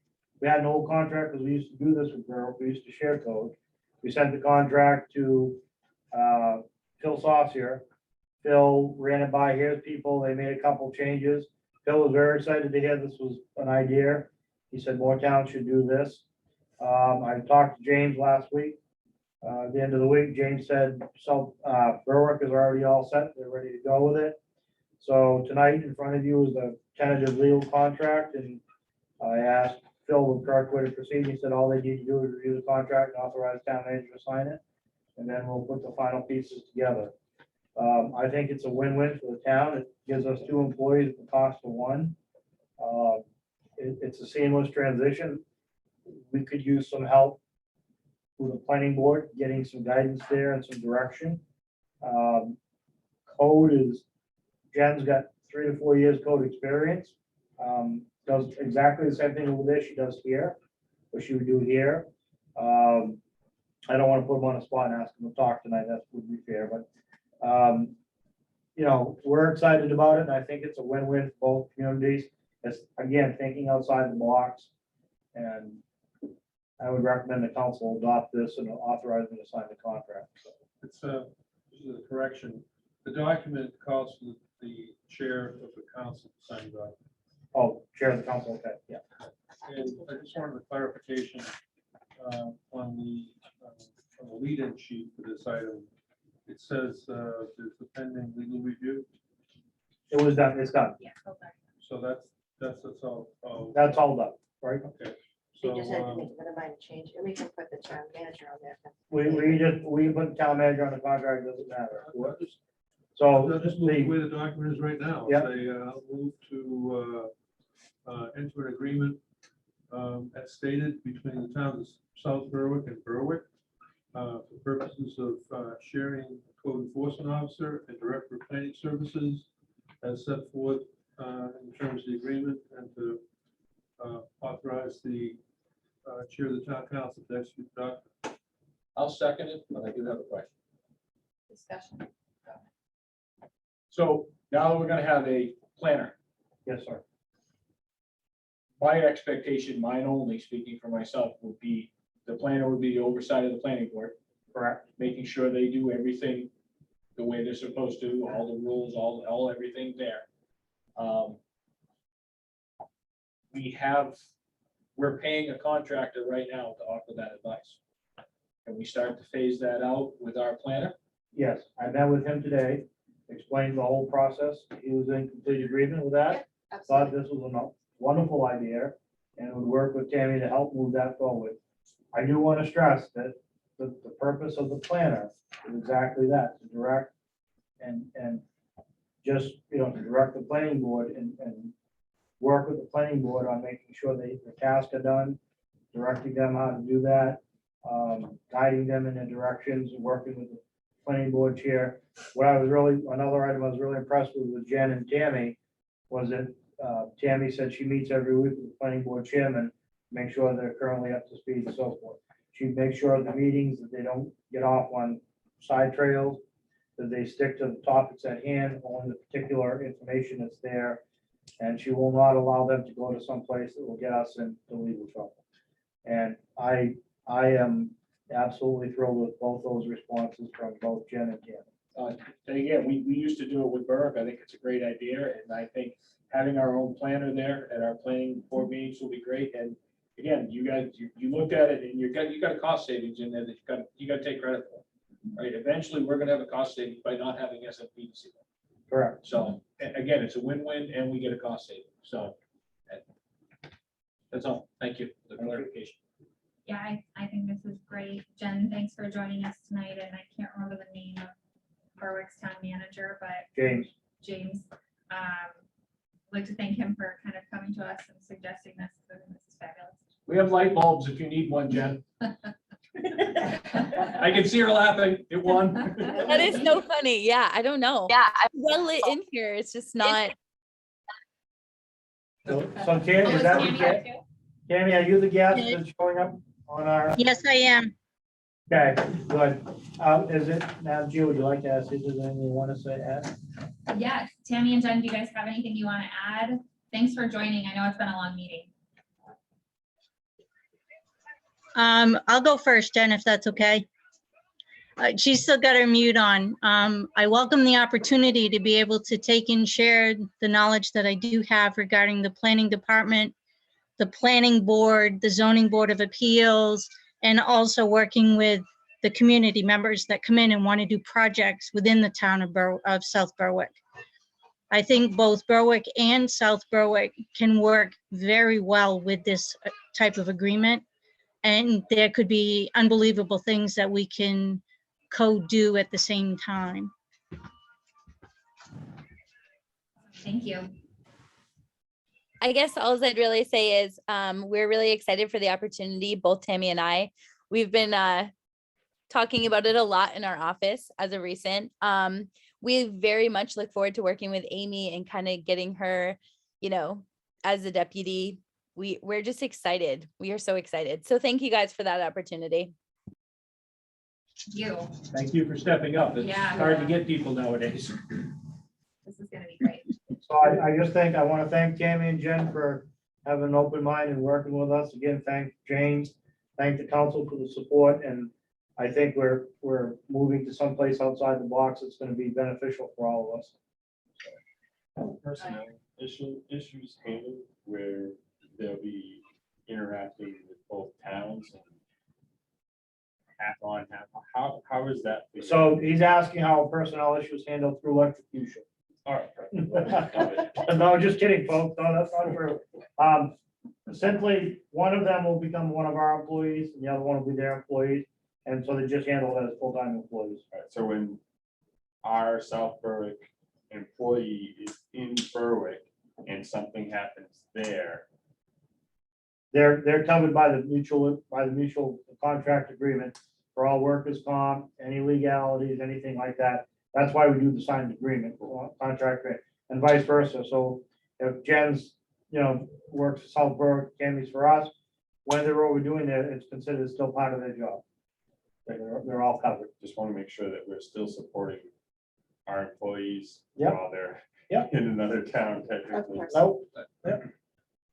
Just have a quick comment about just the communication out to the planning board and what that might look like for the next. I will be going to the next planning board meeting and explaining that to them and addressing, what we're doing, how we're moving forward, how it's gonna help benefit them and what they're gonna do. Any other questions or discussion? We have a motion in a second on the table. Yep, sure do. I'm Aye. sorry. The phase in and out of SMPDC, that will happen, that there will be a handoff because they're, No, so they got money, we got money in next year's budget, 23 budget. So as Tammy gets on board, she's gonna we talked to David Gilbright today. She'll be able to use David just as we're doing now, okay, as a resource. But over time, you'll begin to see Tammy's stuff will pick up and David's stuff will drop off. And David was fine with that because he said he got all these other accounts he's doing stuff. And he said he's great, happy to work with Tammy and Jen, do whatever they need. And he said, he agreed, we need this. He agreed, we need this. We should see Tammy speaking a lot more at meetings than we should see David. Exactly. Absolutely. Would be my view by December. Yeah. We should see Yeah. Tammy speaking a lot more than we see David. Probably sooner than that. Yeah, probably sooner than that. Tammy, it'll be sooner than that. Tell me that. So, but yeah, so Dave, we connected the dots today. Dave was fine with it. Tammy, go ahead. Yes, I have worked very closely with SMPDC and I know David, we've done numerous projects here in Berwick. So Jane, working with him through South Berwick will be an easy transition. In fact, you've got a subdivision sitting over there that's going to involve both towns. So having me in both positions is going to be an extremely good asset on both sides. So working with David, I will come up and he'll brief me on them and I'll say, okay, let's look at this, let's look at this. And then all of a sudden I'm going. So it doesn't usually take me very long to catch up and start moving forward. That was my one shot at being politically correct. I'm sorry. I expect it in a week. Any other discussion? One other thing I want to say that impressed me by them both is they both work together on a lot of projects. And when they have to say no to someone, they have all the ordinance and give it to them as to why. So it's black and white. They said black and white so many times when we were talking with them. And that just to me, just made it very simple. Great. For everybody involved in having to deal with that. Yeah. It's gonna make the town a better place being black and white in code enforcement. Agreed. All right, any other discussion? All those in favor say aye. Aye. Any opposed? Motion passes 5-0. Thank you. Thank Thank you, you, Jen. Tammy and Thank you, Jen. Tammy. Thank you guys. Have a great night. Have a great weekend. Thank you. All right, moving on to new business item number 4, traffic light request. Just to set a little bit of context for this, I'm not gonna read the whole letter. I know. Just to set a little bit of context, we received a letter from Police Chief David Ruger expressing concerns about the intersection in town, the intersection of Portland Street and Main Street. We're all very familiar with the traffic there. Concerns around traffic and safety and all of that. And specifically, the police departments kind of struggle, I guess, to be able to staff that. For a long time, we've had a crossing guard there to staff that position. And so he's more or less just expressing concerns and the need for a traffic light at that intersection. I know you had something to say on this. I do. topic. Go ahead. This information is actually from a council that was on the council for 18 years. And this proposal came to the town about a street light. And when the council members looked at the plan and the road where this extra lane was gonna be going, the town parking in front of all the businesses would disappear. Now, I agree, this traffic problem is a traffic problem everywhere. But if you should get the plan and look at it before you make any decisions on it anyway. And if you see that, you make your own decision of is it gonna be the businesses or it's gonna be traffic? Because We looked at it before, but not too long ago with the pedestrian committee. It's actually 7 parking places. But the intersection's gonna have to change, so there might be more, because your slingshot's not gonna go. But it was only 7 parking places. I was saying the same thing until the parking committee hit me up with it. well, the code, I know, he saw the plan, it's gone, but it's available, DOT approved it, it's still there. Yep. That's my only 2 cents about. I like to see our business, I'm business friendly, and I don't see them lose, because if they lose that, there goes the business, gone. So I think on this item, speaking for myself, I mean, I think we can all agree that we have a traffic problem, but I think my understanding of this issue is that unfortunately, it's not something that we can just, a decision that we can just make in a vacuum, because it's an intersection of state roads. So I guess, do you all have, I totally appreciate this letter from the chief, but I guess I'm kind of unclear as to like what any next steps would be because of the state partnership. I would have to reach out to the DOT people and connect back with them. I don't know when the traffic light, when that 80s. when that was approved or done. So I'm sure that would require an updated plan, blah, blah, blah, blah, blah, which I'm sure it'll meet now. And I agree, we did talk to the chief, and the chief said, that's what he wants. He wants us to get to a talking point, start it. He said, we don't have anybody there directing traffic anymore. We don't have anybody in front of the school door. We have to pay, nobody applied. Nobody wants to be crossing that, I don't blame them, right? not on that road. But, like the chief said, he goes, it's getting worse and it's getting worse and traffic's backing up farther. So then the problem becomes exactly that. Now that begins to impact your side streets and the people on the side street. We don't have a problem. I'm sure, I understand Cliff's point about parking, but I'm sure if I go grab somebody over here on one of the side streets, they're gonna tell me they really don't care about parking on Main Street because they're just concerned about the traffic and the neighborhood communities over by the community center and where they cut down all those side streets.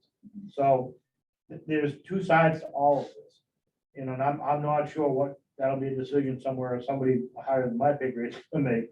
But I'll reach out to DOT and find out, that'll be my first step. Yep. And I think first step is to gather more information as to whether we would need an updated traffic light study or what we would do.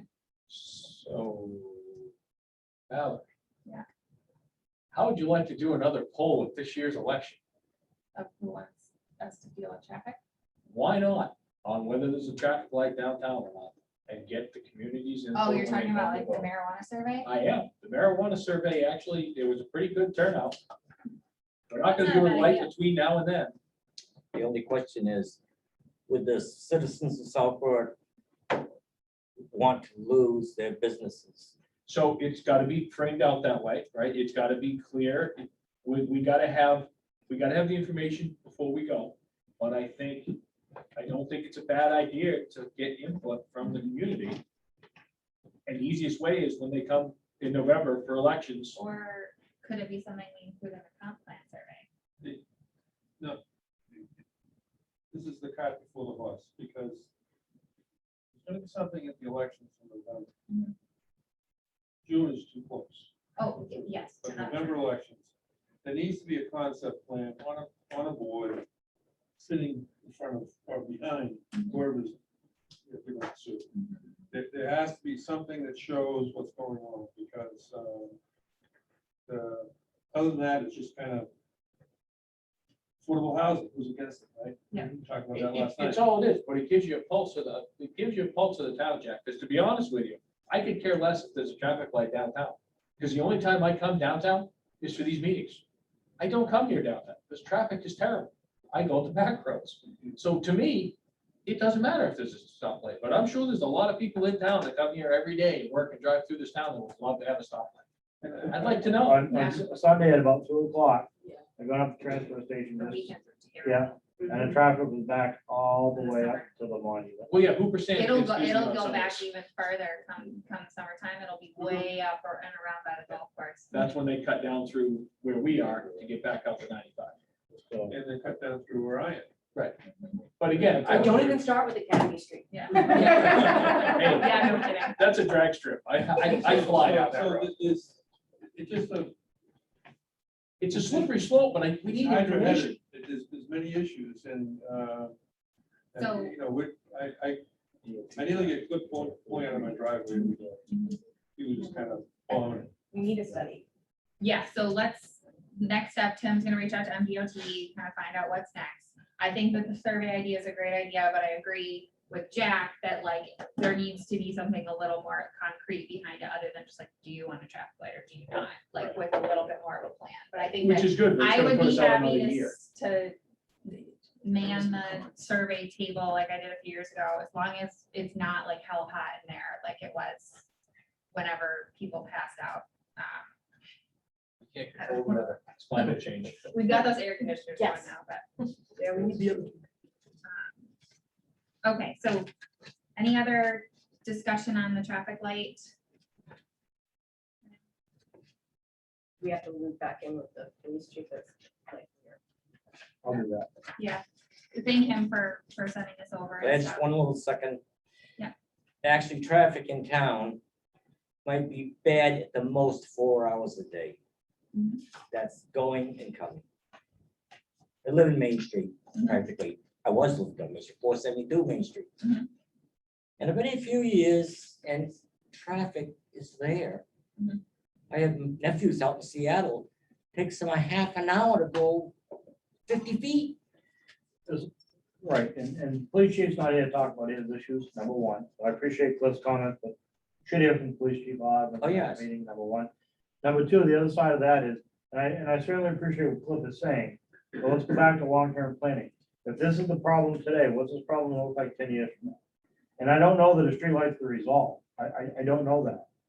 But my answer is, and I'll ask Cliff the question, is I'll ask anybody else, then what's the answer? Well, not today. What's your plan for 10 years from now, Cliff? The town fathers in the 50s failed us when they had a chance to get a bypass. So South Berwick is the gateway to Western Maine. And we can't, it's not Elliott, it's not North Berwick, it's South Berwick. And I'm afraid we're gonna have to be like some of these other states and have to live with it. I mean, if you want to give up businesses, which I hate to see, because we have town citizens that use those businesses. So it's a real, you really need to get the plan and I agree with the chief too. There's a problem there because no one wants to be out there in the middle of the road. But when they were out there, they were out there for traffic area, hours. Did I clearly hear you say you're applying for the traffic director's position? If I didn't have a back problem, you'd see me more often. That's a no. All right, anything else on this one? Okay, moving on to new business number 6, York County budget public hearing.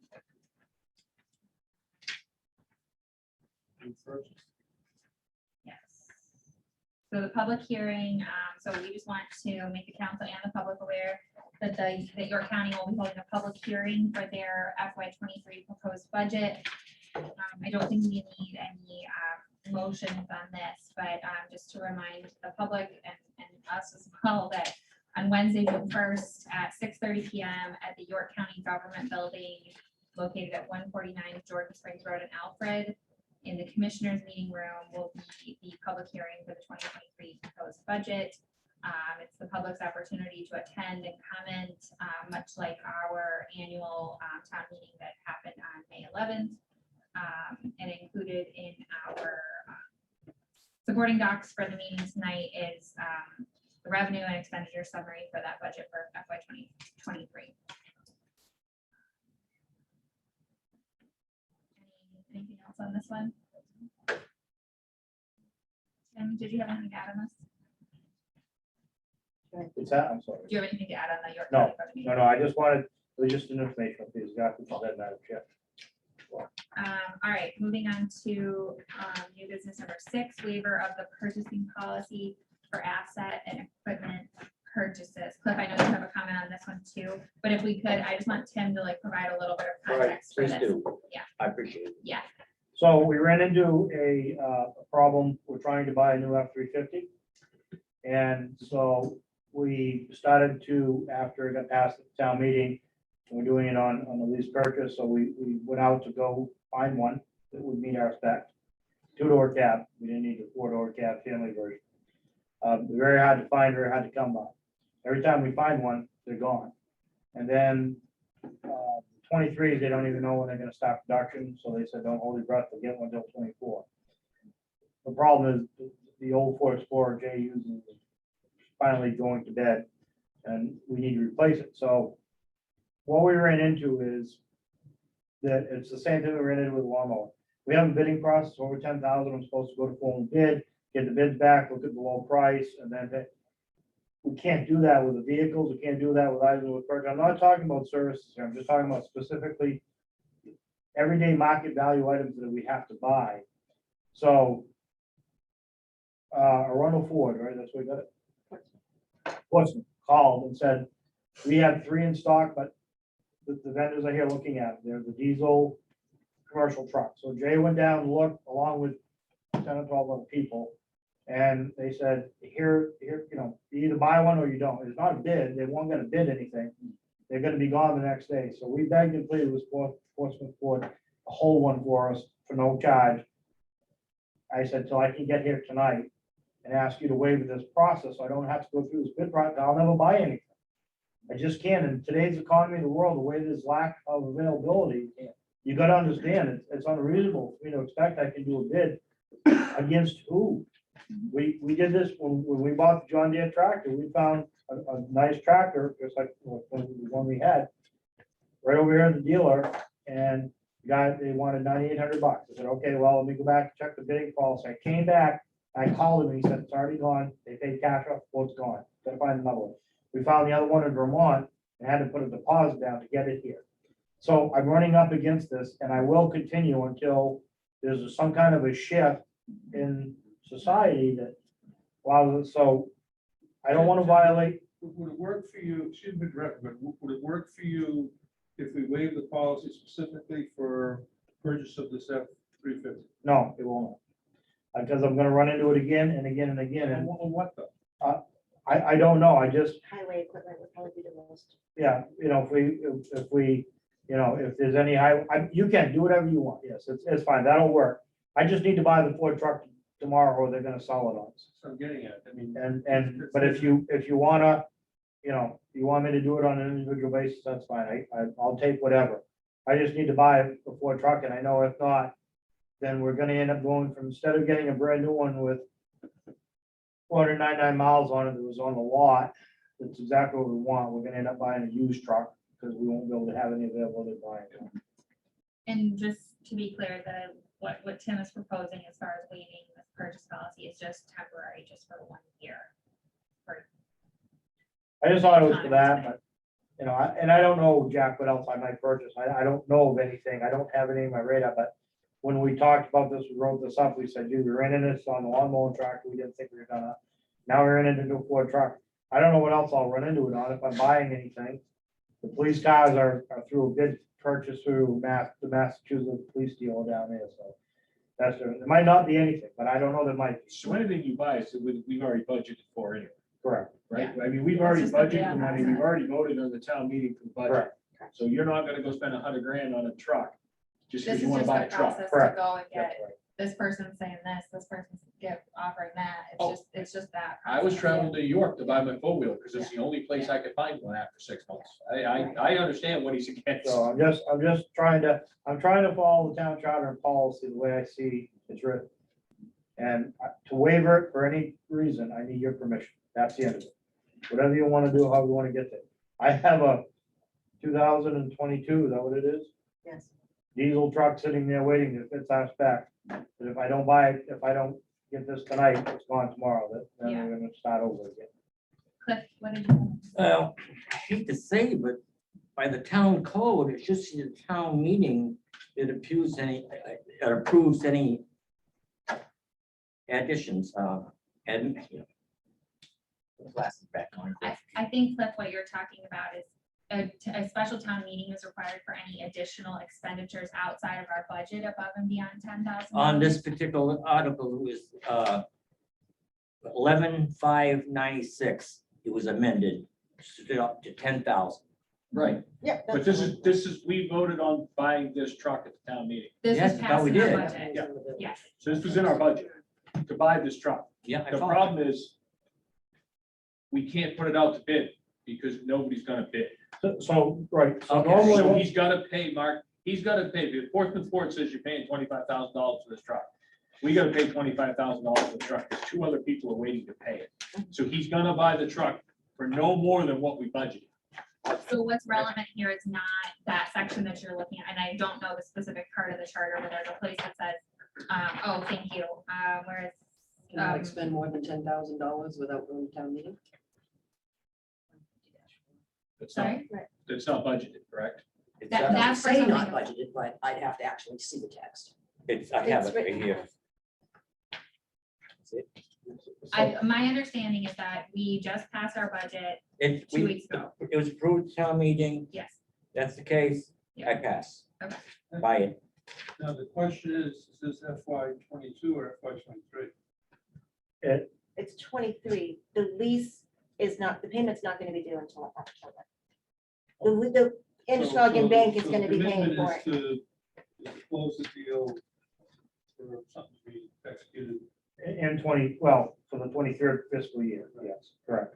Okay, so Cliff, what, in following charter, what would normally happen, it was approved at the town meeting, but now to actually go out and buy it, what I would do is I would get 3 bids from Arundel Ford, Portsmouth Ford, all these places, and then look at the bids and say, okay, this is the one, and say, okay, this is what I'm gonna buy. They approve the funds, but I still gotta follow the legal process. Problem is, I can't go by the legal process because no one, if I go by the legal process, every time I do it, no one's bidding on the trucks. Yeah. That's why. So I was just I'm trying to follow the charter for the council. Close enough. Before we have a motion, I'm more in line with what Jeff was alluding to at the beginning. I'm all in on now for the truck. Any items right now is what I'm hung up on. I just don't feel like it. I don't feel like, I won't support that for any items, if it votes on any items at this point. But I will support for this item. Could we tweak the suggested motion a little bit and have it apply just to vehicles? Sure. Because I feel like this is a vehicle. It can be just for the problem. Ford truck, that's fine. I don't care. Okay. That doesn't matter to me. I'm not, if that's what's comfortable, you're comfortable with, it's getting late, either, just, that's I, fine. I think what I suggested before, in That's my fine. mind, makes it easy. Yep. And it takes us out of the never land or gray area. Mhm. So I would move to waive the purchasing policy 150-5 4G, specifically for the purchase of an F-350 Ford truck. Second. We have a motion. Okay, so what's not listed, there, that's why we did it. Okay, thank you. So there's a roadside mower that we had already approved for 89,000 as well, that would need to be in there. So that's why we're doing it for both of those. There's a roadside mower that. Okay, let's clear the decks on the Ford truck. Mhm. I Yep. move that. Okay. Seconded, and then. Okay. We're open for subsequent motions. All right, all those in favor of waiving the purchasing policy for the Ford truck, say aye. Aye. Any opposed? Motion passed 5-0. Now, what are the specifics on the mower? It's the roadside sickle mower for the grass on the side of the road. And that was one specific used one that's a couple years old that Jay found. It's for 89,000. That was included in the warrant. That's why we done it this way. Thank you, Jen. And so I need a motion for that too. Okay, I will also move to waive the purchasing policy 150-5. So I need someone to nod on this. 4G, is that correct? Yes. For purposes of acquiring a sickle bar sideline mower. Is that correct? Or- Yeah, or is it a- for 89,000, yeah. For 89,000. yes. Second. We have a motion and a second. Any discussion? All those in favor, say aye. Aye. Any opposed? Motion passes 5-0. All right. Last item of new business, zoning ordinance, solar farms. So in our supporting docs, we have a draft ordinance from the planning board, including performance standards for solar farms. And included in this, I think there's a couple of open items, I guess I'll call it, where we definitely want to make sure we have legal review on this, and then also the planning board, it sounds like it did not come to a consensus on table A. They definitely want to call out solar farms as an independent land use, but did not make any specific recommendations as to which zoning districts the use would be allowed, and recommends that we discuss that item. Did I miss anything? Thank you, Cliff. Thanks, Cliff. There's a lot here. Yeah. And I do, one thing it comes out at me when I read A7F, the end of life. It jumped out to me that it's good practice on anything like this, that there's a sinking fund, so that people who have a land use like this, that involves, capital, but when it's used up, that there's adequate funding available to demob it and restore the site. Happens all the time with gravel pits. Once things work out, you're stuck with a hole in the ground. And it's great cost. But reading further ahead, that is also under I, bonding inspection fees. So I believe that's a piece that is pending town attorney review. Is that correct? I think it is. And so we just want to make sure that the provisions there, which call for a cost estimate as well as 1.25 contingency and a 20-year 2% escalator in case of default, that there's money available through that bond. The only question I had on that was, it states bonding with the town.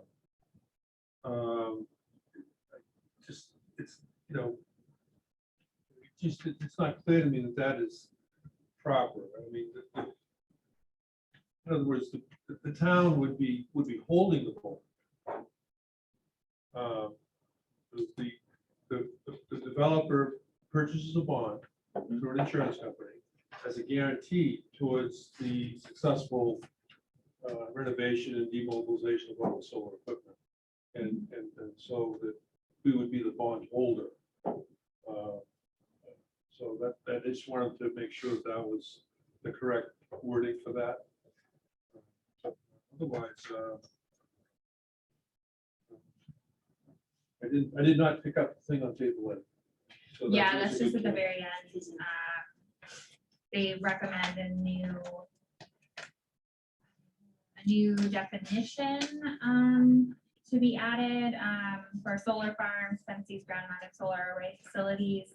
And then also adding a new independent land use to table A, because right now solar farms would fall under public utilities, and they feel like it should be a separate thing, and I tend to agree. But we need to kind of figure out what we want to do as far as which zones that would be allowed in and also whether it would require major site plan or not. So I think it sounds like, well, first of all, did the planning board have a public hearing on this yet? I haven't heard I that. will find out for you. So I feel like we need to have legal review of this, mentioning Jack's points, specifically around the, Jack, can you send me those in an email so I can forward that on with this to legal? Sure. yeah.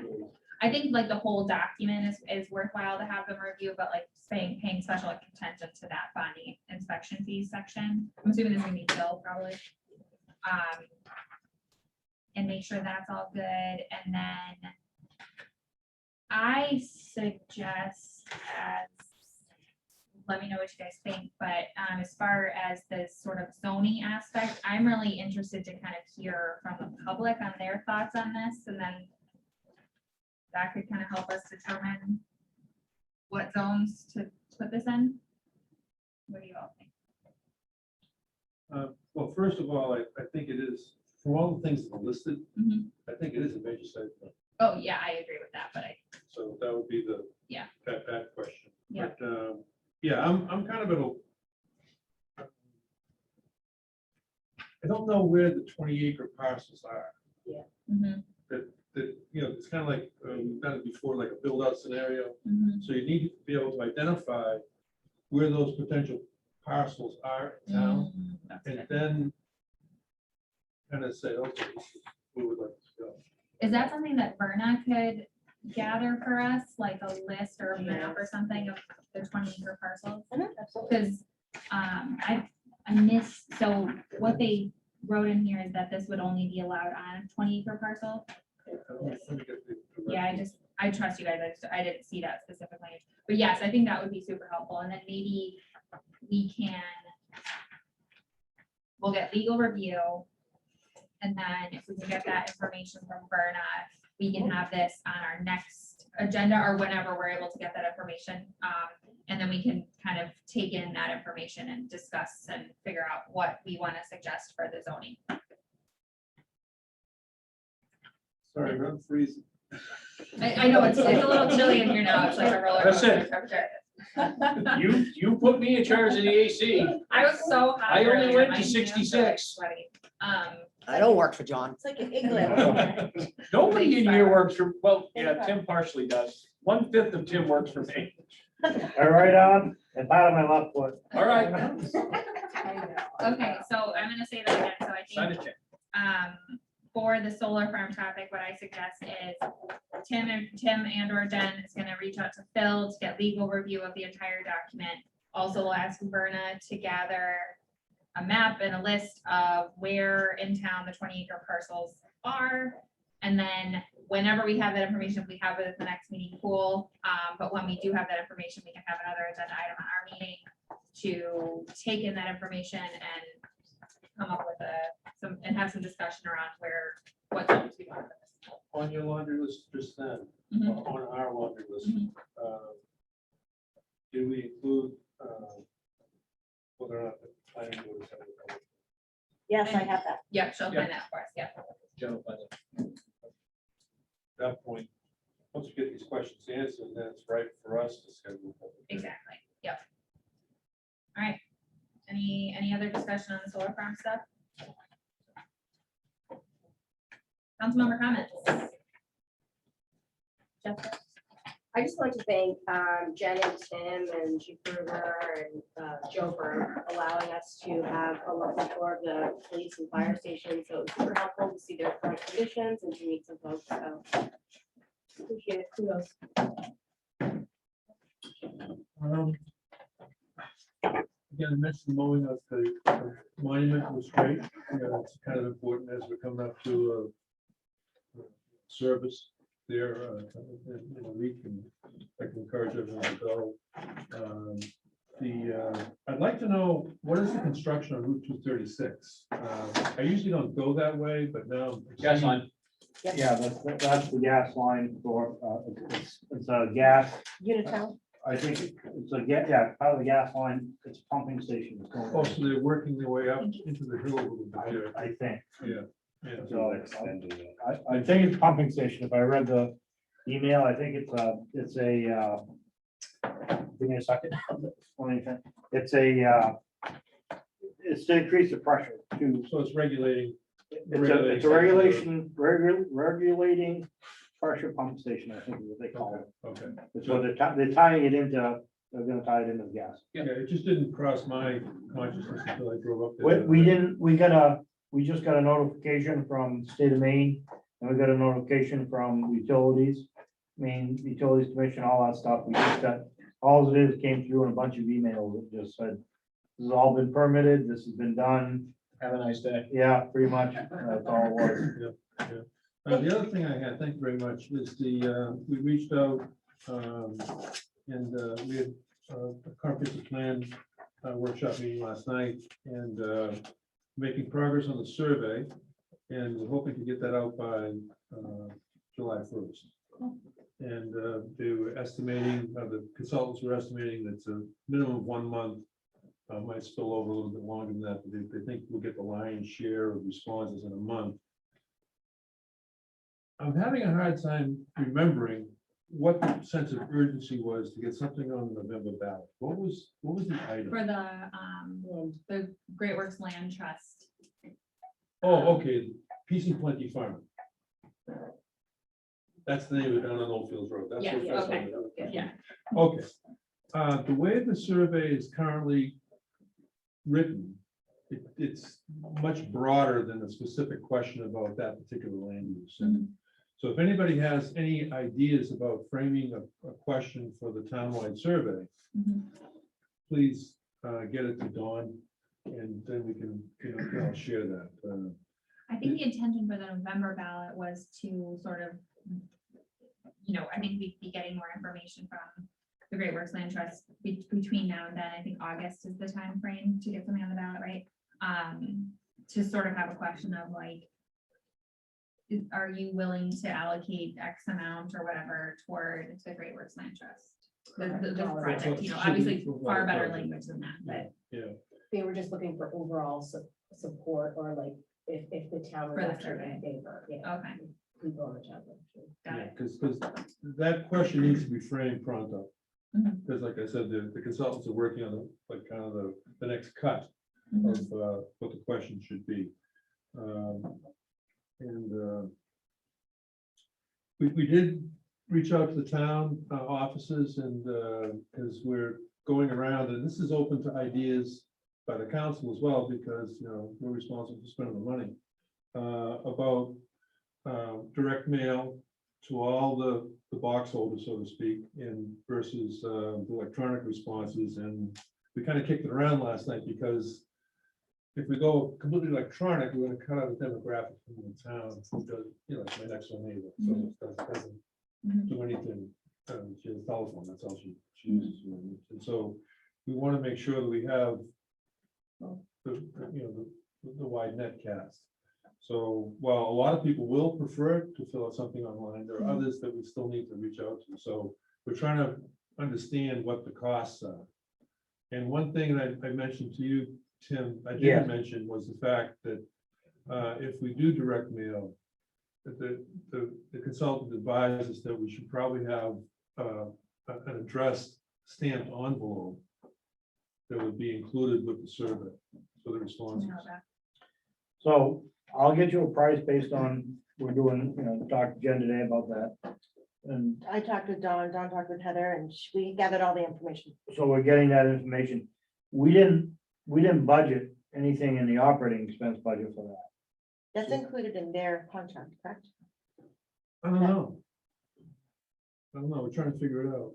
We certainly didn't budget any line items for any kind of expenses like that, so there's nothing in the operating budget, and we don't have any money in there budgeted for that. It's gonna be a fairly large expense, it's not I a was cheap, thinking like something about $3,000, how much? I think you're right. $3,000, $3,000. Yeah, I think we're right around there, yeah, Yeah, particularly if we have to put a 56 stamp on correct. a I've used the numbers a lot, but we get basically 25% return, so that means 75% of the people who get a letter won't, number one, respond, but the other thing is, that might just be the cost of doing business, that you have to include that, and that's what the consultant recommended, that we include a response envelope with a stamp on it. So but that just adds more. Well, that's 56 cents for every one that goes out, it's gonna be like 3,000 letters. $1.14 a letter. Huh? At $1.14 a letter. 56 out, 56 back. So, Yeah, there's a guess. Marshwood math, $1.14 taxes.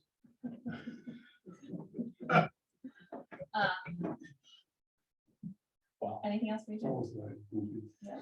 Yeah. Sounds fun. Thank you. Just following up on questions about applications for planning board openings. Are those being passed along? How will those be fed to us moving forward? I'm aware of, Yeah, I've heard of one person who applied. and I wasn't sure how that all It didn't moved make it to forward us. with you. And if I may, Madam Chair, one thing you may want to consider when you're making your appointments, Mhm. do you want to move up the alternates and appoint new people as alternates, or do you want to just appoint new people? That's a good point. I guess I sort of assumed, and this was probably wrong of me to assume that if we have an open full seat, then an alternate would sort of automatically be moved, but that requires some action of us. Okay, Because they're appointed as an alternate, yeah, okay, and traditionally, we've moved the alternates up. yeah, okay. I do have some items for the next agenda. I have a couple of resignations and. Yeah, Right. okay, so I know that there's a couple of resignations. Let's plan to have them take action on those, but then also the bumping up of the, if that's what we want to do, we can plan to do the bumping up of the alternates at that point. At the next meeting. Yeah, The planning board application will go to you, right? Yeah, so unless they turn it into someone different, we wouldn't know. But if we see one, we'll direct it to his Barbara. And then, are you able to provide us with the alternates applications again then? Or I guess we can go, I'll go dig it out because I know that some of them applied as an alternate and some of them applied as just planning board member. Mhm. So I feel like I'd want to honor what they applied for rather than have to go, so are you sure you want to be an alternate? They applied for an alternate, so we'll have it'd to probably be discuss that. worthwhile to reach out to the alternates and see if they're willing to serve as a full. So why don't we just pull them in and interview them again like we do regular candidates? If we're gonna bump them up, why don't we pull them in and interview them and ask them how it is, what they've worked on, what their views are before we move them up? Nothing says we can't do that. It takes 10 minutes in the beginning. Yeah, that's fine. Because I don't know, I mean, half the alternates, if I don't see them, I don't know who they are, I'd like to talk to them. Some have been there, I haven't appointed them. So, All right, so I'm just making a note to myself. So let's plan to, we'll deal with the resignations at the next meeting. And then I can reach out to the two alternates and see if they're available to join us before the next meeting to do that. And then we can do whatever we're gonna do with the alternates at the next meeting. It depends on what time you want to start your meeting. You already have an executive session at 6 o'clock. Is that that's our review for 10? Okay.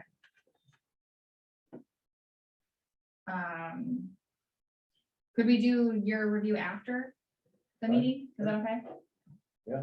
It's not like a big agenda so far. No, I don't know. Let's plan to do, we'll do the Tim's thing after the meeting and then we'll start our regular executive session at 6. Everyone can be here at 6 for the next meeting on the 14th. It feels really far as long away. as I don't It get is, stuck it's an in extra traffic, week. Yeah, it feels very far away.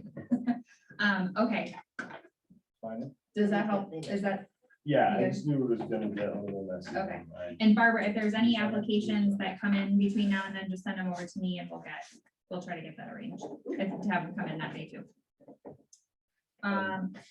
Anything else? Jeff? I just wanted to just pass on, been talking with a lot of people around town as well. I feel like there's a lot of support for what we're doing from what I'm hearing, what's going on in town with you, Tim, and, I've had a lot of people talking to me that are kind of like pumping the brakes. And my message to them has been, it's a new relationship. We all gotta kind of feel each other out and make sure we're all, and, I have to trust each other, but also give a little and give each other a chance to grow. And I think that, again, just want to thank you for what you and Jen are doing, and out of the box thinking with the code enforcement is just, and planning is just another one of those things that show we are moving forward. So I want to thank you.